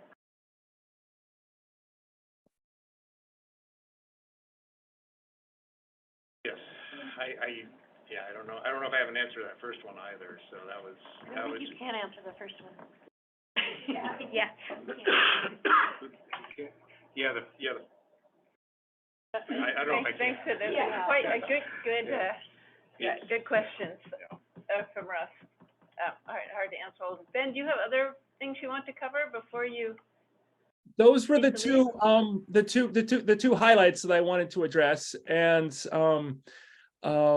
yeah, thank you for your patience, and I'm sorry for being late. And I appreciate the opportunity to chat with you guys about this. And as always, please, if you have more feedback, reach out to me directly. My board email got locked this morning, so it'll take a day or two before I can unlock that again. Yeah, please reach out. Well, thanks so much for joining the committee. Really appreciate you listening, and updates you provide, really thoughtful of you. Absolutely. Take care, all. Break for lunch. Thanks, Ben. Thank you, Ben. All right, I'm going to pause the meeting for a lunch break.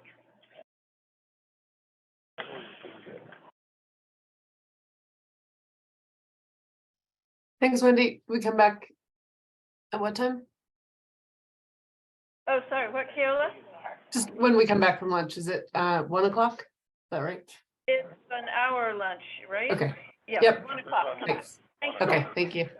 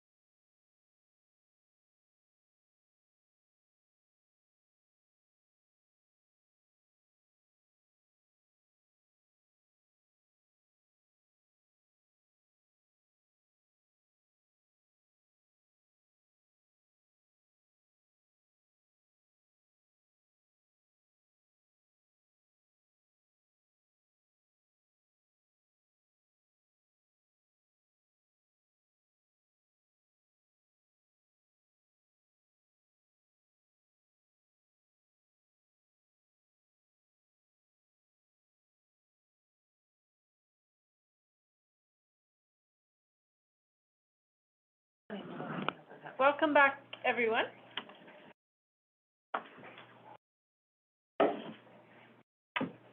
Let's see. The next item up is to just looking to see if how many people are back. I got an answer on a manual. Yeah, okay. Hi, Glenn. Dale, I hope you're feeling okay. There you are back again. Great. Sorry. The next item up is to discuss the procedure and topics for the committee's annual report to the Board of Forestry. We've talked about this a little bit before, and the fact that because of the switch in our meeting schedules and the Board of Forestry's meeting schedule, that it makes the most sense to present this in September, which would mean that the June meeting would be one at which we'd aspire to have a draft where we can have a back and forth kind of discussion about our annual report. So I would say the goal for today is just thinking about just a little brainstorming about what might go in it, and then maybe get volunteers for I don't know, a few volunteers to help put together a report. I volunteer, I guess, partly just because I'm chair, so I have the word last year. What can I say? I need to use that as a start, but I hope that there might be some hands raised in terms of working on that together. So with that, I will open the floor for discussion. Maybe it'd be useful to just run through, there aren't any hands raised right now. We had, like, the annual report has a format that's sort of developed over the last few years, and it generally starts out as a reiteration of purpose and a reminder of what our charter is, partly to remind us, but also remind the Board of Forestry, and a statement of our desire to be of use, because I think that's been an ongoing thing, wishing to be proactive ourselves, but also to have a proactive outreach from the board, asking questions. Then usually there's an introduction from the chair, which is sort of a general note.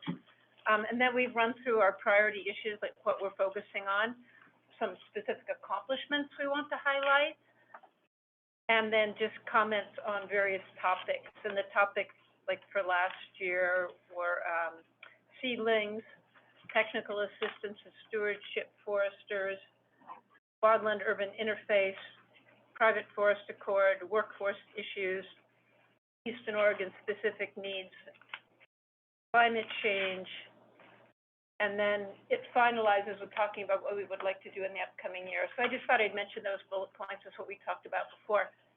And with that, I will stop talking and ask for any input, topics you find, accomplishments, topics you'd like to talk about, themes, and who might like to work on coming up with a draft for June that we could talk about together then.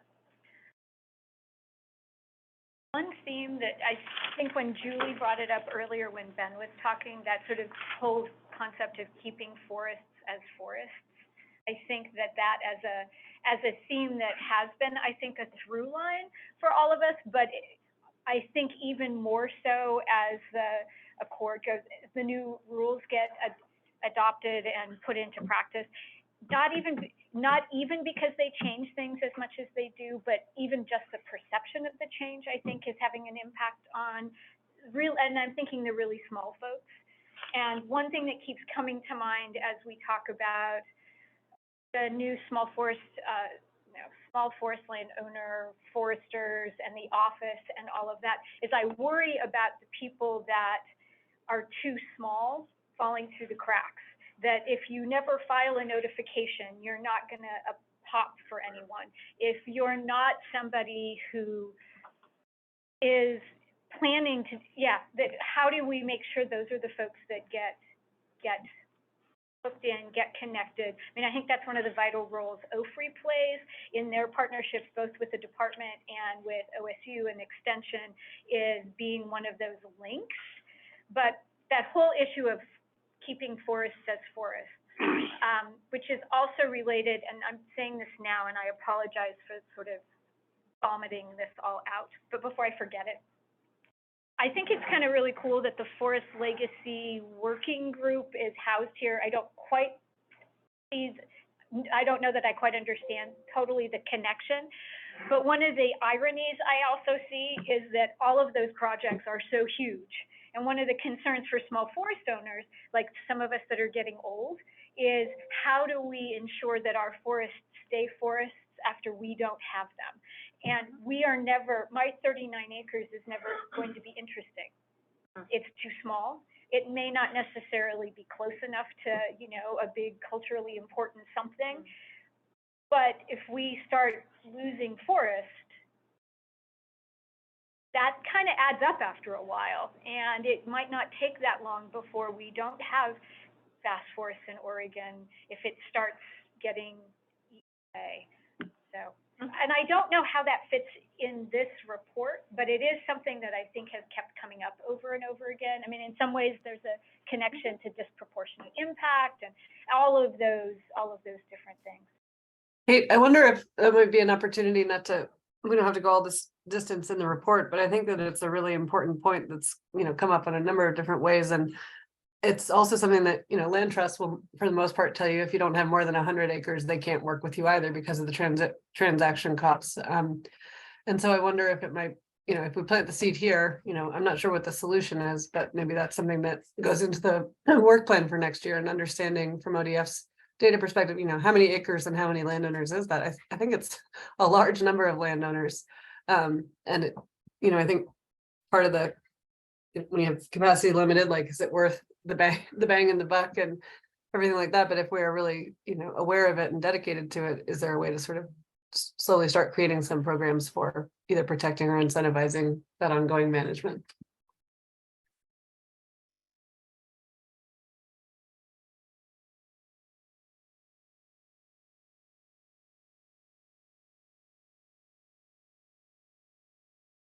Good thoughts. Others?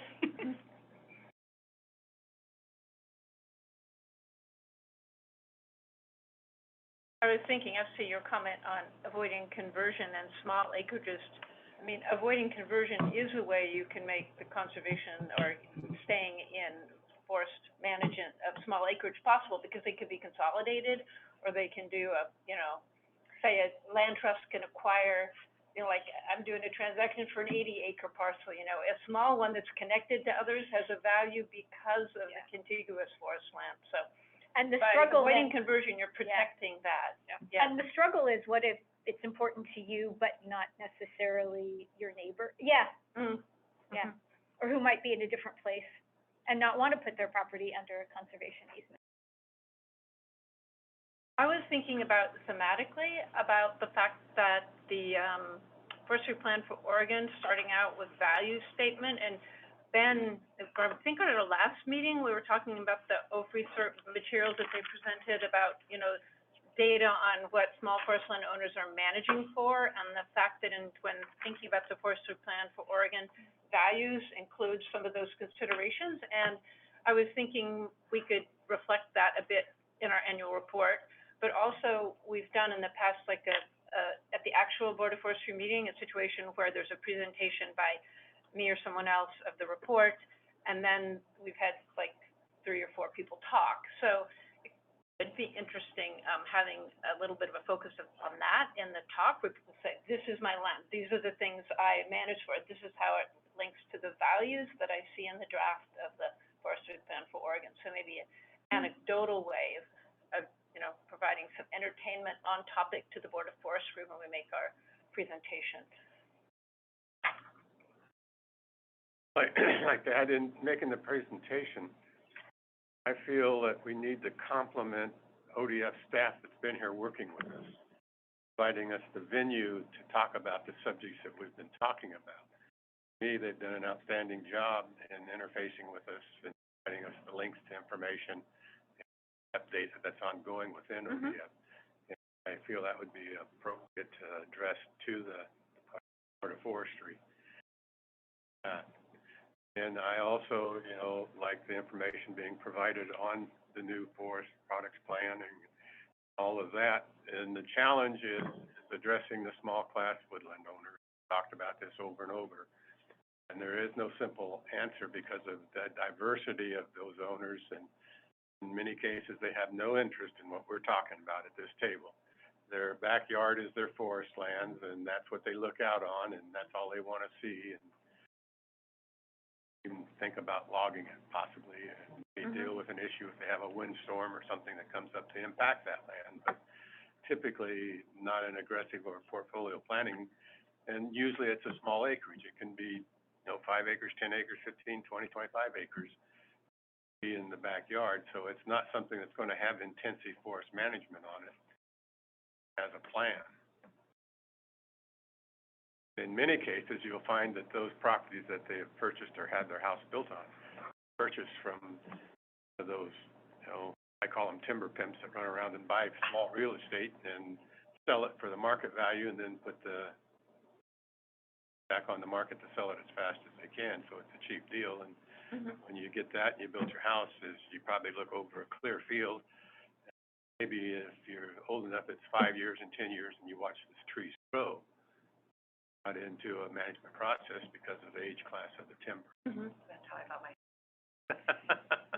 We had a bunch of stuff, so we bought it, but we were 25 and we could afford the house. You could afford the house. And we got That's acreage, right. yep. That's right. That's exactly right. So, yeah, good reminder about the thank yous and the high-level support by the staff, so really appreciate that. We always have that in the report, a good chunk of that to remember it in the presentation is also. Sounds good. Good.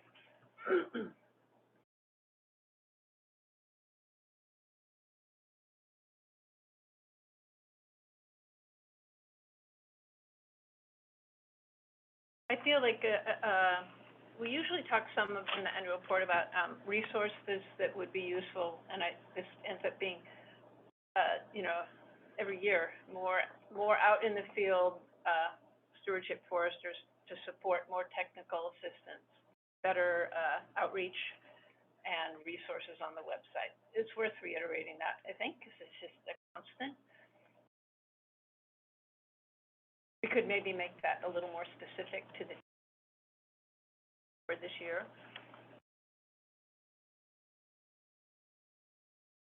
And then to those changes that we're addressing with the Accord, and I compliment the state for putting in offsets with tax credits and even actual purchases or buyouts. But I think that's an important field to expand on, to look at how those tax credits or those purchases can be applied to smaller ownerships, whether it be the purchase of a timber deed or an outright, credit. We talked at our last meeting about the challenges with a credit to a small landowner is the economic opportunity for the tax return on timber harvester. Something may not be there. Can he sell or change that ownership of that credit to someone else? So under what conditions should they be? Should they be in land ownerships or could it be the bank?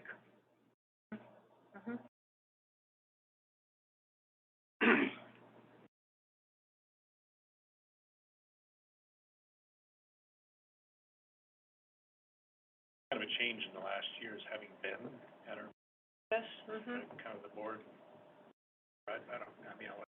Years ago, I don't know. Present at the CFF meetings, but I appreciate Ben actually showing up. Good point. So. And we should maybe mention the specific things that, like, being given, you sent emails saying, here's the website and the opportunity to provide input, so we should do that. And that would be a great example of, that where we can be asked for help and actually try and provide it. So, because you came to a meeting and we talked about the website, you showed us stuff, and I noticed that a lot of the things we talked about at that meeting are there.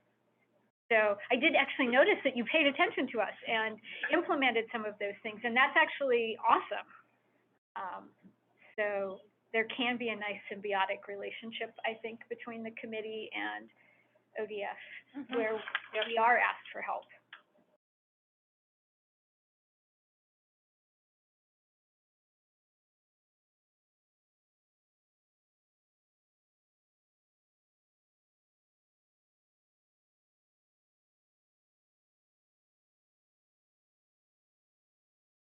What's that? Is it okay if I'm...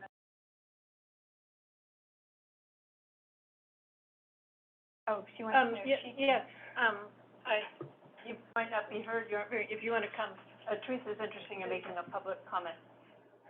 So I know there's a lot of concern about how how to reach smaller landowners who aren't already plugged in. I wonder if one of the things you guys could bring up to Board of Forestry, stuff kind of above you, is there a way that higher up people could facilitate, say, county tax offices informing forest landowners that these things are happening and these because so that as also we've never really felt like we can go to the tax office and say, hey, can hire in all the tax notices? But maybe going up the food chain, is that possible? Because I've figured out anybody else who knows who all of those forests are.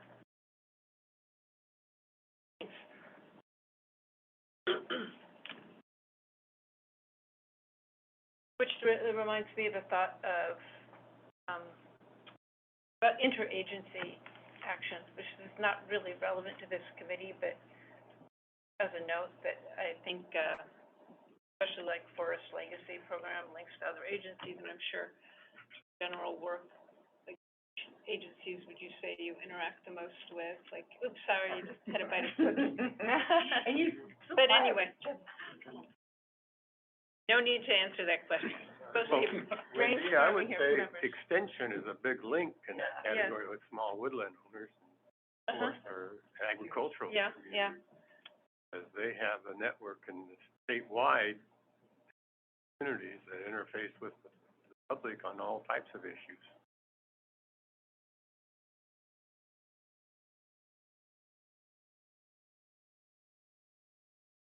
I think if Amanda's sorry she couldn't make it here today with session, she's very busy, of course, but I know if she were here, she would be mentioning workforce and labor issues, which is something we highlighted last year, and do people have thoughts about. It seems, even though I think there's perhaps slightly less acute labor shortage, still it's all awkward for small forest landowners. Do people have thoughts they'd like to think of including in the annual report about that? Well, one of the reasons with the small woodland owner, typically they don't have consistent work, so it's very difficult when you deal with a contractor or service individual. You can form a relationship, but you've got to work within a schedule that they have to accommodate your needs. So anything there that can bring parties together helps the contractor because it gives them more consistency in his work. Thereby, he is more likely to be available to help you if it's in a chain of events that you're online. Somehow to coordinate that, and I'm sure Amanda has done the same thing because they represent a lot of contractors. And whether they be loggers or tree planters, it's the dynamics of having a schedule that works with the contractors that exist out there. As you bring new ones on, the dynamics with them is again having a workload in front of them that generates an income stream that gives them the opportunity to prosper, grow, and be successful. Anything that can bring that together would be a positive. There's sort of a specific summary of statement of what the situation is for small forest landowners, or a particular ask we could put in the annual report. I'm just thinking about how to have kind of a, Keola has an idea. Keola? Oh, I had my hand up before this, but I think, Glenn might be able to not put Glenn on the spot, but I wonder about a sort of cooperative model. I mean, we talked about in the context of wildfire, replanting and restoration, that coordinating small forest owners would be both necessary and perhaps possible. I wonder if that could just be a service that's, regionally provided by Extension or ODF foresters to try to help aggregate, people. So there is that visibility for contractors. That's way outside my scope, though. I was just going to comment. I think Teresa's suggestion that information for small forest owners go out proactively with your taxes. I think that's what she was saying. So that, ODF doesn't have to do all that individual outreach. Like if you can put a pamphlet in, if you're zone forestry, you get this pamphlet. I think that would be a great way to sort of start an engagement that doesn't require a huge amount of staff capacity necessarily. I don't know what the hurdles are to getting it into the envelope, but I really like that suggestion. I And then I was also just gonna maybe respond to some of these questions in the chat about wildfire and how we might also talk to wildfire, so I don't wanna. But I'll stay with workforce and let Glenn jump in. Well, I think Yeah, you said it, Kayla. I mean, that would be another, you know, item that we'd certainly like to, you know, work on. We're trying to do it as part of our jobs anyway, but it's something that could be elevated to maybe a more coordinated initiative as far as that assistance and aggregating and helping people find the help they need, the workforce.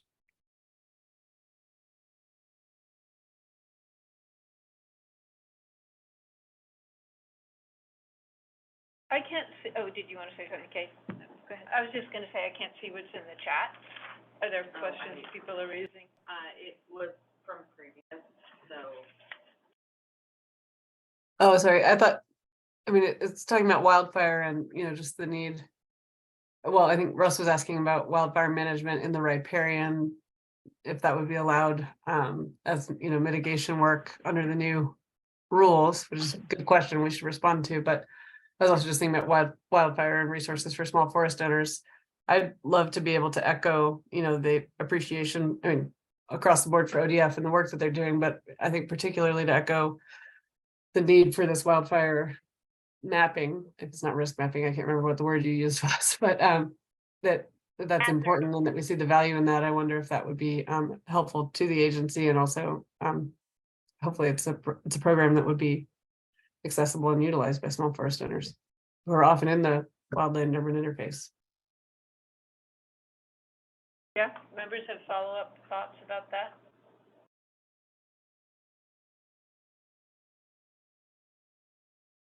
I don't really, because it's hard for me to assess, because it kind of cuts both ways. I can understand where people were upset about the idea of being in a high level of risk and worrying about their insurance premiums. On the other hand, it's information that's useful, and combined with practices to reduce fire risk, a useful thing. But I think part of it will come down to how it's presented this next time, because answering some of those questions, I mean, we've talked about this before, but answering some of those questions proactively. No, this is not about your insurance.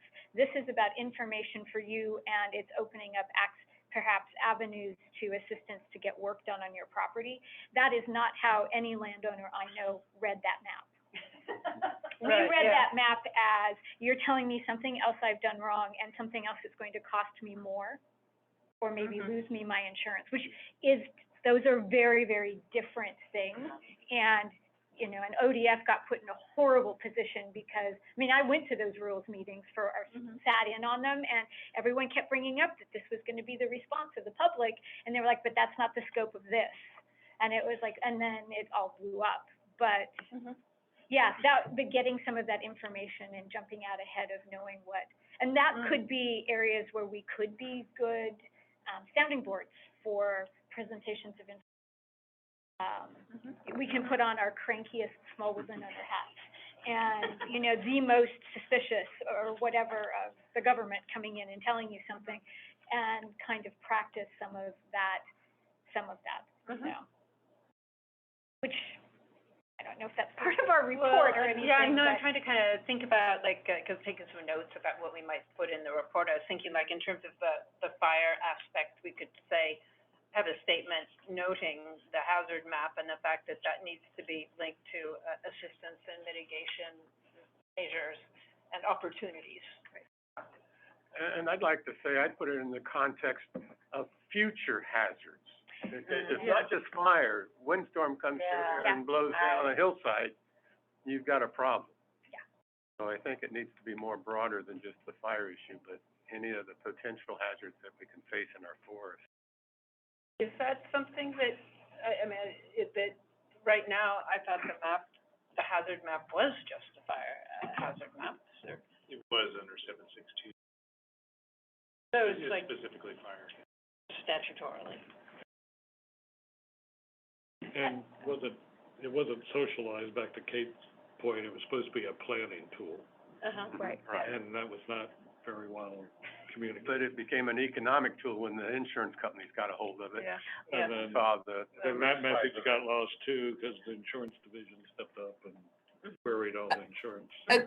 I do just want to say, I mean, I understand that fear, but the insurance companies have better maps than any of this. I promise you. They've done this work already. They are well aware of it. It's not new.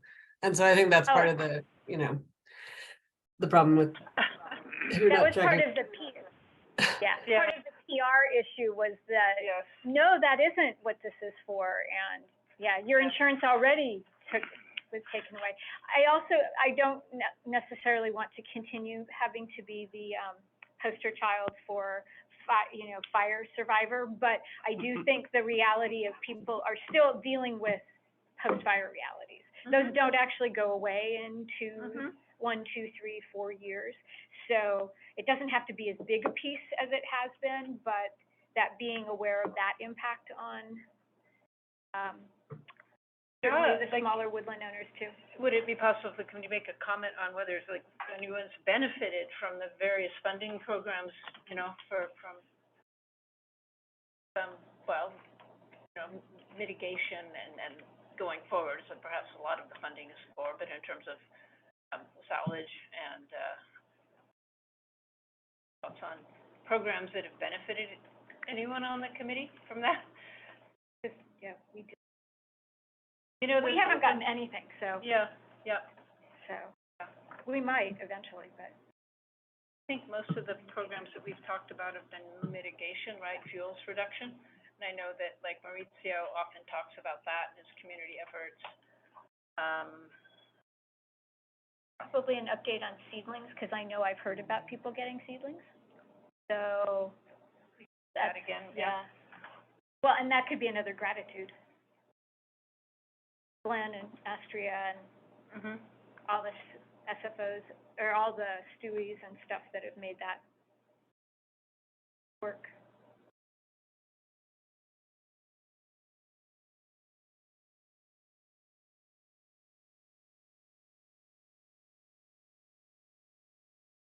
Checking my notes, if anyone wants to speak up about anything here, please go ahead.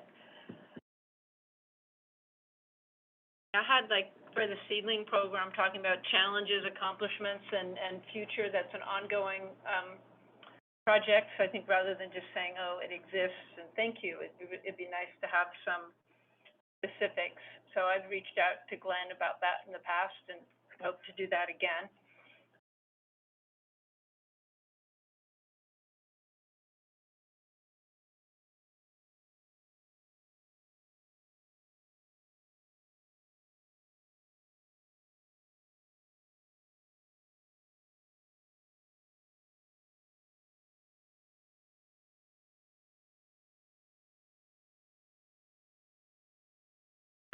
Another one here, which if it's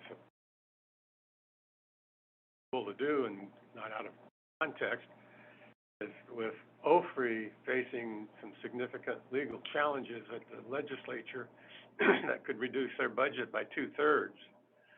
Are we here to make a statement we're in support of OFRI and feel the process that they go through and what they do for the public with providing information and research and statistics, standard information is a positive, and that we want it supported? How we do that through ODF, but I, personally feel that OFRI over the years has been a very positive venue of providing the public information and publications and printings and just the whole realm of information, provide feedback to not only small woodlot owners, but the general public. Falls under your umbrella of partnerships, the value of partnerships. Yeah, I guess I could add to that. Just as far as the OSU Extension education programs and then the role that OFRI plays with landowner education and things that should be useful to landowners. Because I don't know that a lot of people are aware that it would be important to study OFRI's portfolio, I think, from the standpoint of the Committee for Family Forestlands. If you are going to say anything about OFRI, you study that their their annual report or whatever, to look at what they do in the realm of landowner education, because they're a significant partner and leader for the Oregon Partnership for Forestry Education, which they convene, and Extension is kind of a co-leader. And then they support directly with some of their funds. They send that to OSU, and it supports our Women Owning Woodlands Network and our Master and Woodland Manager Coordinator, and our annual priority topics for group projects that we do. We apply for funding from OFRI. So anyway, regardless of the position, as far as just the information about what OFRI does in landowner education, if there's anything to be pointed out there, you could study that.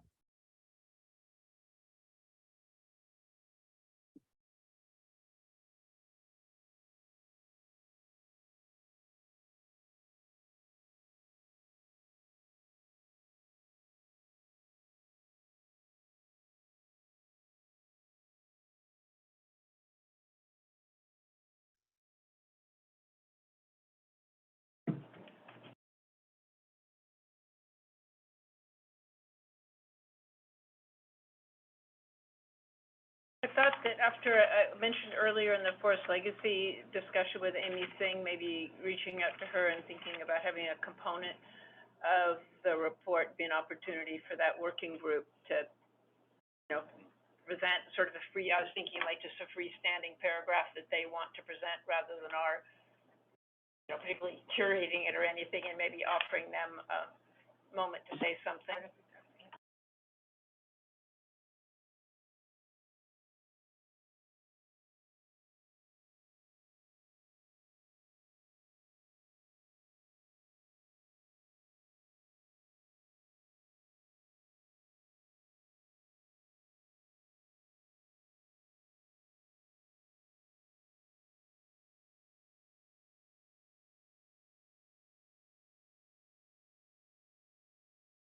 I was thinking about, for the Accord, like having maybe a little bullet list of things that would be most useful from our perspective, and there have been some things that have consistently come up, like accessible information about incentives, a mapping tool.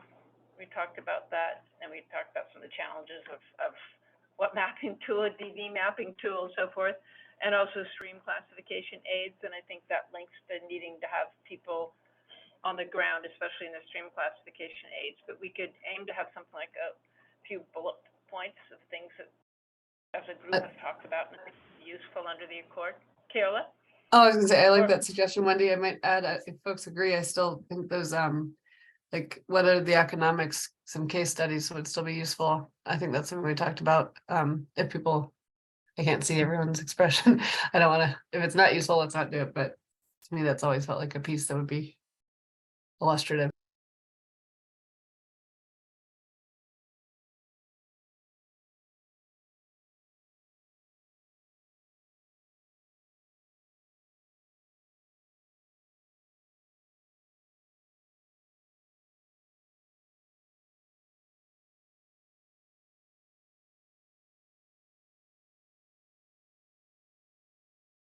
I don't know if I find myself just thinking about this, and I don't know how much it's part of a report or a presentation, but we spent a lot of time over the last year or so talking about the small forest landowner office and these SFO foresters, and somehow some kind of clarity on what it is going to offer and what it's not going to offer could be really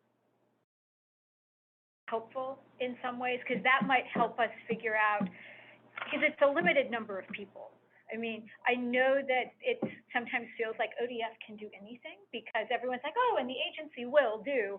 But in reality, capacity isn't always it. People only can spend so many hours a day at work.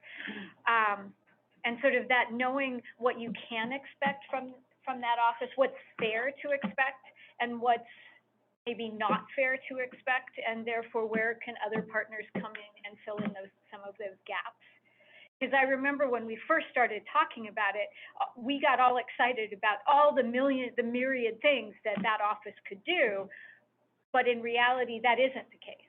It's not I mean, a website, and you've done a great job, Tim, but a website still isn't gonna be that personal connection that'll guide a new landowner who has 15 acres that they just bought and they wanna manage it and care for it well. It may not be their most accessible point of contact to information.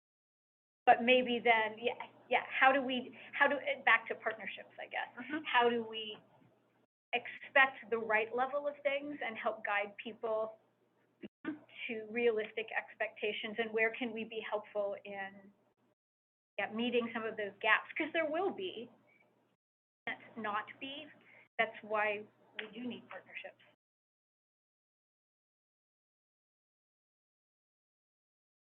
Yeah, a little bit peripheral, but the point that came up, like, what will the distinction be between the SFO, assistant for office, stewardship staff versus the sort of stewardship foresters that have always been out there? Just knowing the difference between those and where you're supposed to go will be useful. I was kind of hoping to give them a little time to kind of start identifying those things, but you're right, yeah, they need to work with landowners to help identify. Maybe when the partners.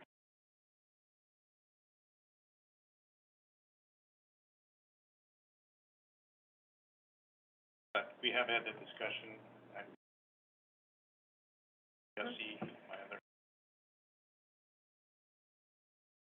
thought about it quite a bit.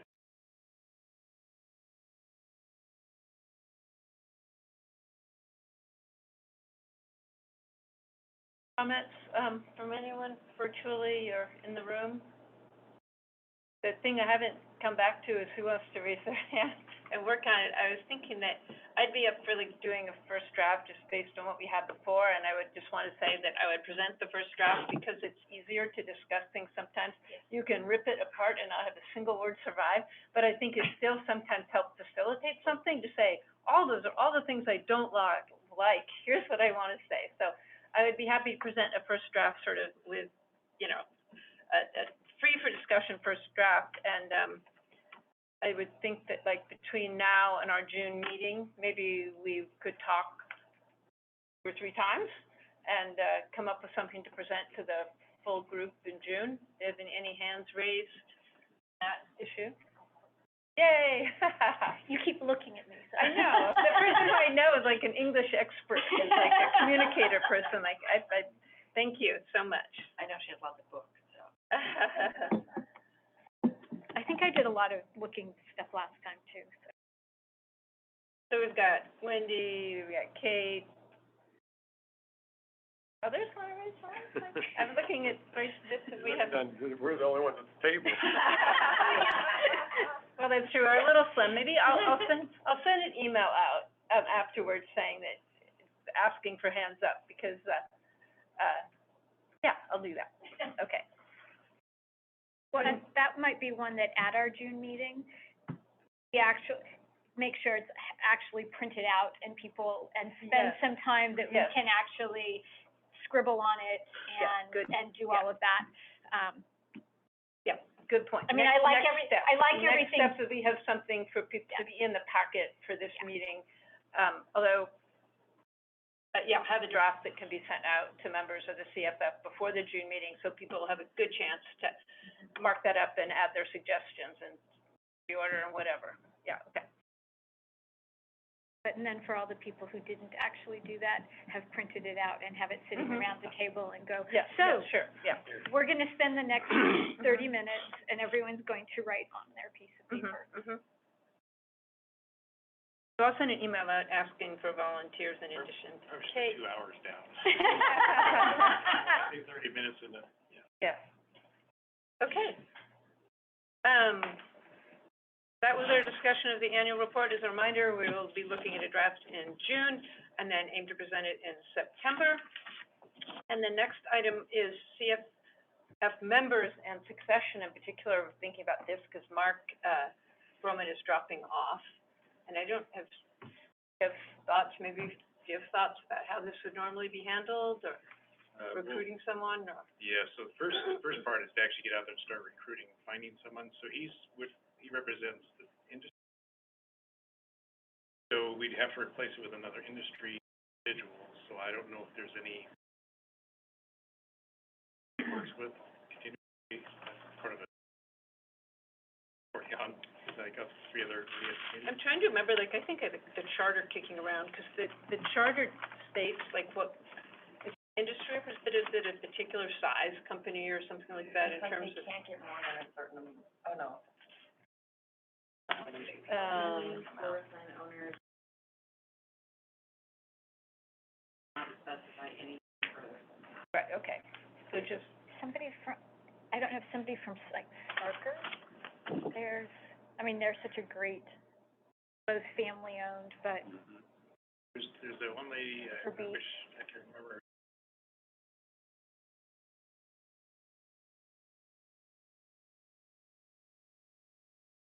Can't figure her name. Well, that would be good to ask Mark. I mean, Mark might have a suggestion himself. Isn't he with Hampton? I think so. Yeah. Okay, maybe we should find, maybe start. Or Hampton. So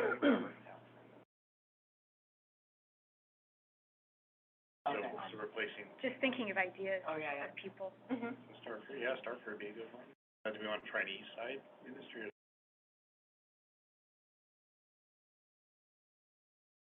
We have over there. Yeah. Most of the lands are under some type of real estate investment trust. See who the managers are of those. That include like operators also? I'm just thinking we have our operators of the year. Well, and Mark is with, I mean, isn't the seat industrial forestry? Isn't that the title of the chair he's in? I just want to clarify. I mean, operators would be great. I'm not sure. I think it was more like ownership was what I was thinking was the criteria. Is it large owner though? I feel like there's something about the scale because he's with, what's the It company? doesn't say something scale, but it Hampton, seems yeah. like, yeah, it is, yeah. Is it appropriate for us? Yeah, they'll more likely have. We know them. We know the landowners. We could ask for someone from, I think Starker or Lone Rock or, another vertically integrated and, more regional company would be. I think so, that, I would tend to lean in that direction too.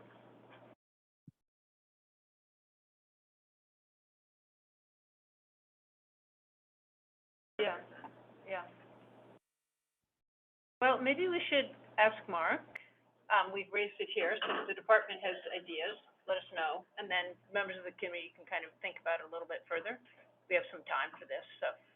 I Is that put okay? Roseburg Forest Products on the line too. They're a large landowner more to the central south of the valley here. Nice diversification. Yeah, they have a diversification and Mhm. we'll be able to get one of their upper level foresters would be my guess, and that's what you're looking at with Mark. Forest managers.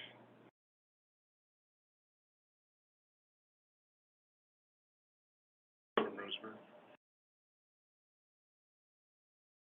I know someone who works there, but. Also ask for someone from Collins, maybe.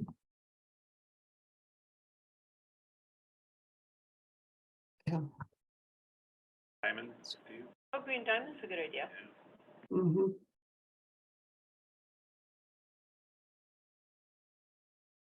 Well, those are some, I've written down, Starker, Roseburg Forest Products. Did you say Collins, Keola? And then Green Diamond, so those are some starting thoughts, and we can leave it open to additional thoughts, as well as asking Mark. Yeah, and then when we do find someone, we would have to, kind of like we did,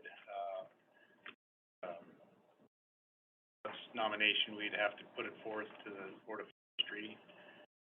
I don't know if we want to do the June or September. It's actually kind of, it's just an agenda item that they vote on, or they.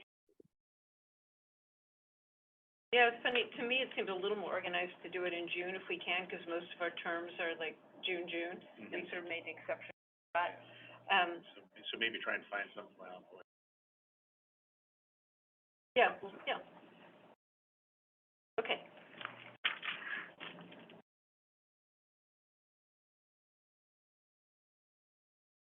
Thanks, everyone, for all your thoughts and input on that. Next item is the roundtable. If our numbers have shrunk somewhat, for the roundtable.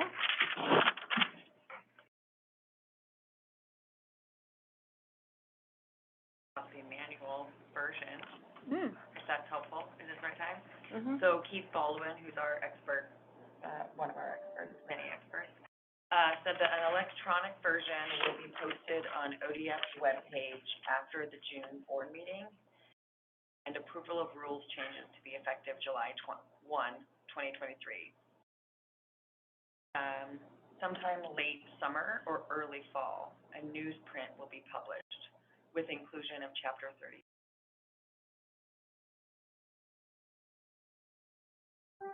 Other publication could be done in January 2024, but to answer our question, the short answer is it sounds like late summer, early fall. But the board meeting, after the board meeting, we'll have an election. Thanks.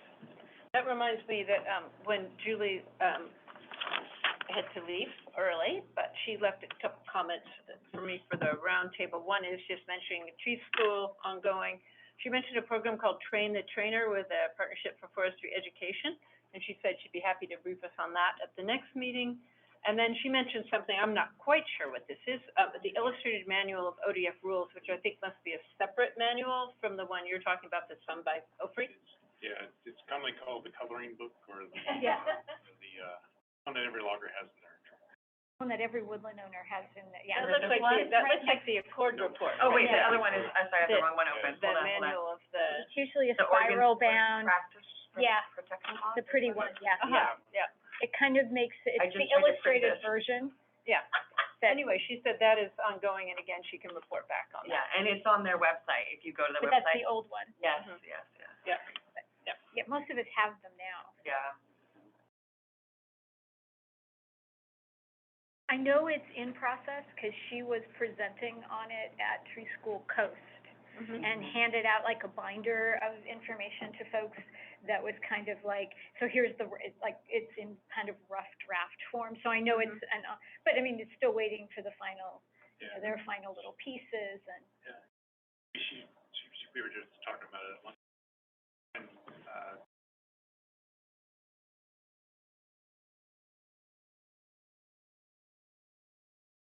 chapters of Rose chapter. You guys are cutting in and out quite a bit now. I don't know if people are not close to the mics, but I can't really hear. We're moving the mic over to. Sorry, can you hear, how about that, Kayla? Is that good? Okay. So what Julie told me is they were gonna, switch around how it looks, that the manual. They're gonna do it by chapters. So like you have a roads chapter, stream chapter, whatever other chapter. And then we're gonna, I think the last time we redid the, we did a revision of that book, is we sent each chapter to subject matter experts in ODF, and they commented on each of those chapters, got back to Ofri, and Ofri put it together. So I think what her next step is to put something together in draft form, and then send it around ODF, these individual chapters. So, and I don't know when she told me when she's gonna have that done by, and I already forgot what it was, when it was, so, got too much up in my head right now.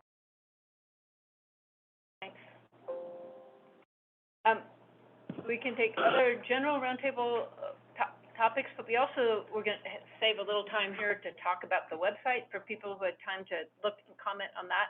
And Kate has looked at that, so this might be just the time for you to bring up your thoughts, and others can come after that and talk about what their input is on the website.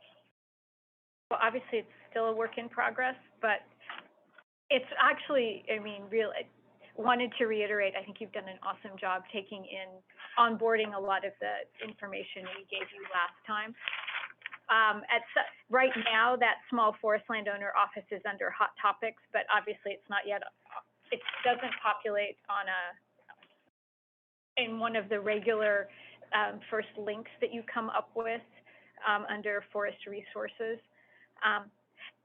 And this kind of comes back again and again to one of my primary concerns, and this is just informational, is how a woodland owner who doesn't quite know where they fit, like they're new, they're never planning to cut a tree, or they're not planning to cut a tree, how do they know what applies to them and what doesn't? So I mean, even like Fern's notifications, what applies to you and what doesn't, gets complicated. I mean, it's relatively simple if you're going to do something with a pesticide application. Well, if you live on your forest land, that's not as clear, you know, right? If it's your driveway, you don't have to. If it's not your if it's your forest land. But some of those clarifications, what counts as a forestry operation? I mean, if we start our new tractor and I have to drive it across the road to where my growing ground is because I've left my driveway, do I have to file a notification to go that 20 feet? Those are the kinds of questions that you're gonna, well, actually, I have those questions. And I didn't mean to laugh at you. I was like, you're right. You have to think all these things through. It's like, oh my gosh. And it's so hard to do all, and so that's where, and I know you're constrained by a particular format. So kudos, because the format, it feels much more welcoming than I would have thought it would have. But there are still those big pieces, and I don't know how you pull all the different parts of it together, because it's obviously on 15 different places, because helping landowners might be where somebody would go first, not to the SFO office one if they didn't know. There is just, so much, but like the others, like Fern's notification didn't show up until under other tools, and if you didn't click other tools, you wouldn't know you needed to do notifications. Or I don't know how, and this might be one of those places where this is what you guys can do and this is what you can't do, and you need partners to do. What's the 101, you know, forest landowning 101 kind of thing? I mean, I know we would say join your local small woodlands chapter or something, but how, and I don't know how that, I don't know if that's a fact sheet. Want to do this? Go here. Want to do this? Go here. I had a suggestion, I forget who it was from, to do a visual flow chart, I guess is the best way to put it. The visual, what do you want to do? You know, harvest timber, like, put it in conservation, go here. It'd be nice if instead of a visual aid would be cool, but if that was also just something you could answer questions and it would like walk you to the right place, like fill in the Like a choose your own little form, Yeah. Because like there's this lovely paragraph that kind of starts the SFO office one, and it starts out going, oh, this is for anyone who has a woodland, and by the end it's like, oh, this is to follow all the rules for harvest and stuff, and so by the end you'd go, oh, does this apply to me or not? So.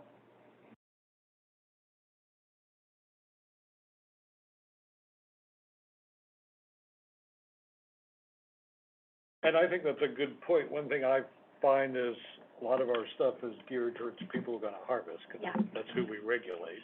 Right. Which makes sense from an ODF perspective, but we have the whole conservation community, we have the whole other folks who just want to preserve the land. I'm not sure the easiest way to do that. And I think that becomes the big question, is ODF a resource for people who are not harvesting as well as for people who are? And it's a bit of a self-perpetuating thing, because if you only have information about one thing, then no one's going to go anywhere for the other thing. You mentioned before once that members of the public looking for recreational permits or access or something to lands was like the largest user of your website. So clearly, the public is interested in your website, and I very much agree with a comment, like have us starting out with what do you want to do, then where do you go, rather than it being, it's a little, to my mind, a little legalistic almost, like you can, if you know what you're going to be researching, you have really good materials on those topics. But the other way of approaching it from the perspective of, I'm new at this, what do I need to know? So I really like the way you were saying, like if you want to do harvest, if you want to replace a culvert, if you want to whatever, having, and that again, because one great thing about websites is it could just be actions with links to the other places, so the person doesn't have to do all of the, we can go over to resources and just find that now. And I think like when I was looking at it, I was thinking like the resources is at the very, very bottom. Like I was thinking like maybe resources closer to the top, because as you make it more accessible to more people will be coming on and understanding, what the agency does, which in terms of communications with the public is just useful, on its own, in terms of outreach. Although it has to feel like a catch-22 a lot, when Well, part for of it is sure. about regulation, but I wonder if sometimes there's this sort of unintended consequence. Sometimes that works and sometimes it doesn't. does, If you you're ask right. for the right thing, it works. If you ask for the wrong thing, Right, because you like don't we know the just- words to use, Yeah. it's harder. But I wonder if you start feeling like, oh, you have, like, the way you get assistance is by filing a notification to harvest. So you don't get assistance unless you're harvesting. But what if you need assistance and you're not gonna harvest, or you don't want to harvest, or you just replanted and you can't harvest for forever, but Yeah, I think small forest landowners are the less likely to have done this a whole bunch of times or have large staffs that they just send the question to and get the answer back. So having it accessible to small forest landowners, I think, is a critical part of what the website's for, because if you have a huge staff, you might not need to go to the website at all. So I mean, I agree it has to be accurate and provide that sort of almost legalistic level of detail on the regulation that's part of like notice of what the law is. But still, I think making it user-friendly for people who have to just figure out situationally what they need. I think that's the balance of the website, to provide a resource, find stuff, but then still have that personal connection to our forest. Yes. Well, where does that? And then that's kind of the hard balance we have on the webpage, because it's so impersonal, that even some of the programs, like, don't even want to put a number there, they want to put an email address, and that's kind of, I just want to call somebody up and get an answer. although sometimes know, emails there's are great because they're less intimidating. Because you can, if you're afraid of asking a stupid question, it's Yeah. sometimes much easier to ask a stupid question on an email than it is to call and be afraid someone will laugh at you. Yeah. And there Based is a as general someone who email. asks really stupid questions sometimes. Can you say that you said the resources should be at the top? Because I remember the previous webpage, so we had the resources at the top, and we're told by everybody, well, everybody goes for fire, state forest, and recreation. Can you put those at the top? I'm thinking maybe it's actually just Yeah, I know, it's the top of the little menu under fire, Right. forest. But yeah, Oh, yeah. I think we can like. Yeah. Everyone always has an idea about how it should be redone. Where does that go? Yeah. And then we form it out. Okay, that's what I thought, because I did just do a search, like contacts, like what's the contact for, and be like, I should send a question, like, where can I don't know, I just wondering, but it goes to public information office, and then they send it out. And one thing in this is, you can always go into your district office and talk to the stewardship forester, and they will actually help you fill Yeah. out Right. a fern. And so you Yeah. might make that as an alternative. If confused or, unable to use the computer, please feel free to contact your stewardship forester in your local office. They've done this for years. I agree, and that reminds me of something I was thinking, like just sort of something that could help organize would be to like indicate on the various forms when they're updated. Because when I was looking at it, maybe some of the things have dates on them, but I was wondering like if the technical assistance things have been updated, when the one pages are for. So that would be useful, having an indication of the, last updated date for the We various actually started sections. doing that, because Yeah. when I'm only been here a year, and I'm looking at the Yeah. pages, I'm like, how old is this stuff?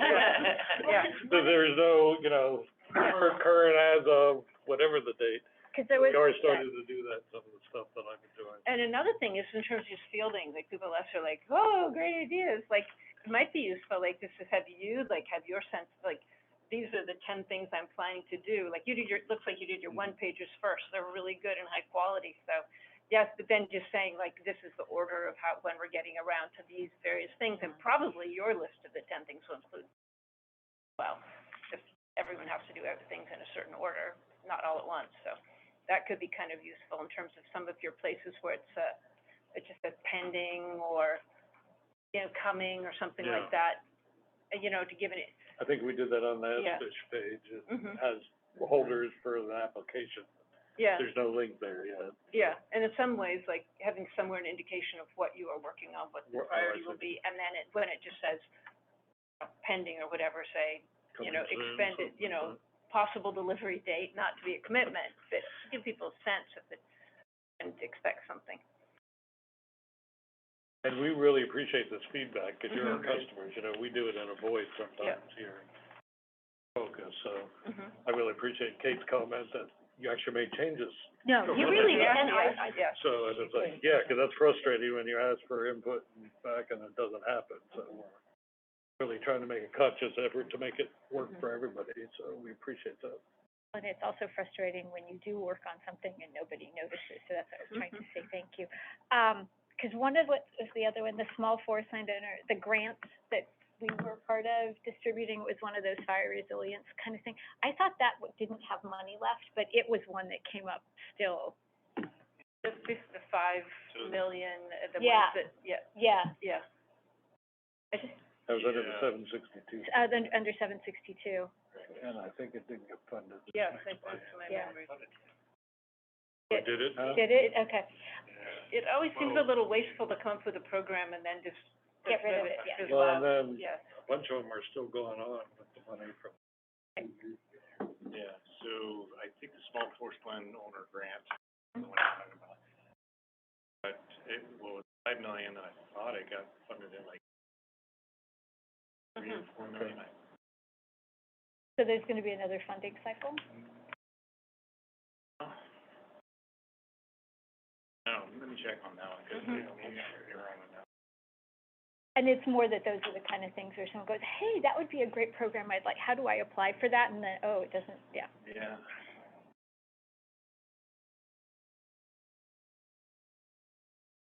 That's a real good point too, with all our grant assistant pages, there's so many. I know. There's so many, some require partners, some require going, you know, watershed group, some are More limited funding. limited, some go, you know, federal and state, some are just state, some. I can see it being really hard for somebody new to it to try to work our way through that. We have a grant. That's right, because I didn't look when I was poking around at the Accord mitigation accounts, and like when those grant programs will start being run. I mean, like, oh, it's for land acquisitions, conservation easements, mitigation practices, like under the, or there's like a mitigation fund. Yes, Isn't Fish it? and Wildlife. That Fish- sounds right, Yeah, yeah. Fish and Wildlife, I haven't heard anything about when they're gonna have that going. So maybe it doesn't, that would be a thing to link to, I guess, yeah. Although it's under the Accord. Yes, Fish and Okay. Wildlife. We're working on it, I just don't.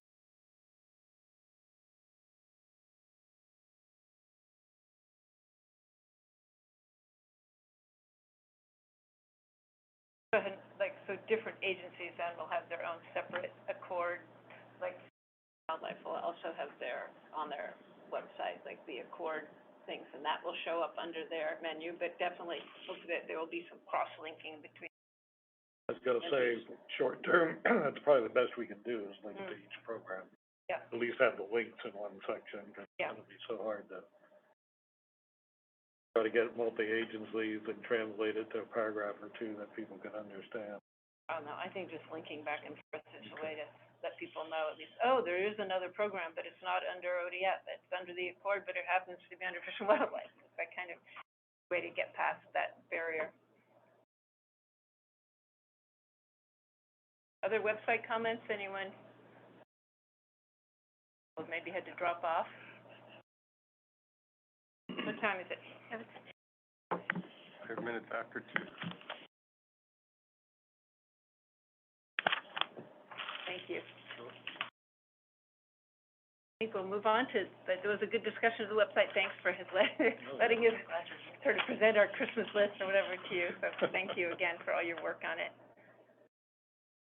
Any other roundtable comments? Looking forward to tree school. Yeah, that's about what's on my mind.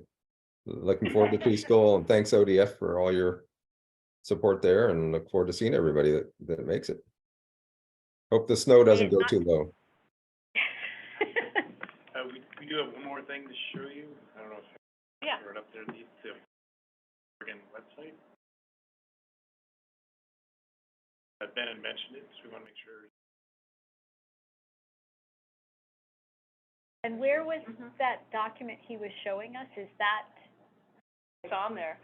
So it's- is like that I what you said, were they- talking Well, about? they had the little short summaries of what the meetings were is in there, and then I remember looking through that draft document that's being populated with content, so it's somewhere on there.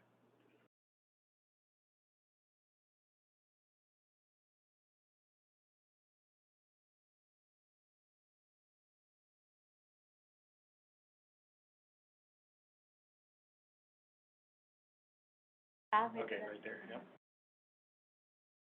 Just wanted to show that to you, I don't know if there's any discussion on it, so. And I can send this link out so everybody has that. Send you the link, so. We're gonna have to set up this thing for you, Kate. That, you have all your links and Heather. Yeah, I like that. But I just so feel for the people who don't have Heather. Or even know that she exists. That's right. Like, they don't know what they don't know. Yeah, That is exactly. true, and Heather, you're wonderful to work with as chair, it's so nice having your support, I appreciate it very, very much. I enjoy working with all of you. I think we might have roundtabled successfully, unless someone wants to raise a hand or speak up. So I'll just mention as a follow-up from the meeting. One was, persons who want to help, Josh Hansen by being on his S-Fish committee, just email Heather, please. Heather volunteered to send out to people the, spreadsheet that's the organizational chart showing the staff of the Forest Resources Division, which I find really helpful. And if you could do that, the updated version would be great. And I will send up a follow email to the CFF members about volunteering to work with me and Kate on the annual report. And those are the follow-up items I had. Anyone have anything else? If not, thank you all, and I'm bringing the meeting to a close officially right now. Thank you, everybody. Thank you. Thank you. Bye, everyone. Bye. Bye, Glenn. See you Saturday. But I've already just sent, so, I just have this email here, I meant to not send it today. But maybe the OSW. I'm not gonna be board next month. Oh. I'm out of here. Which is fine. Okay. It's like, yeah, you can invite whoever you Wife want. and I headed.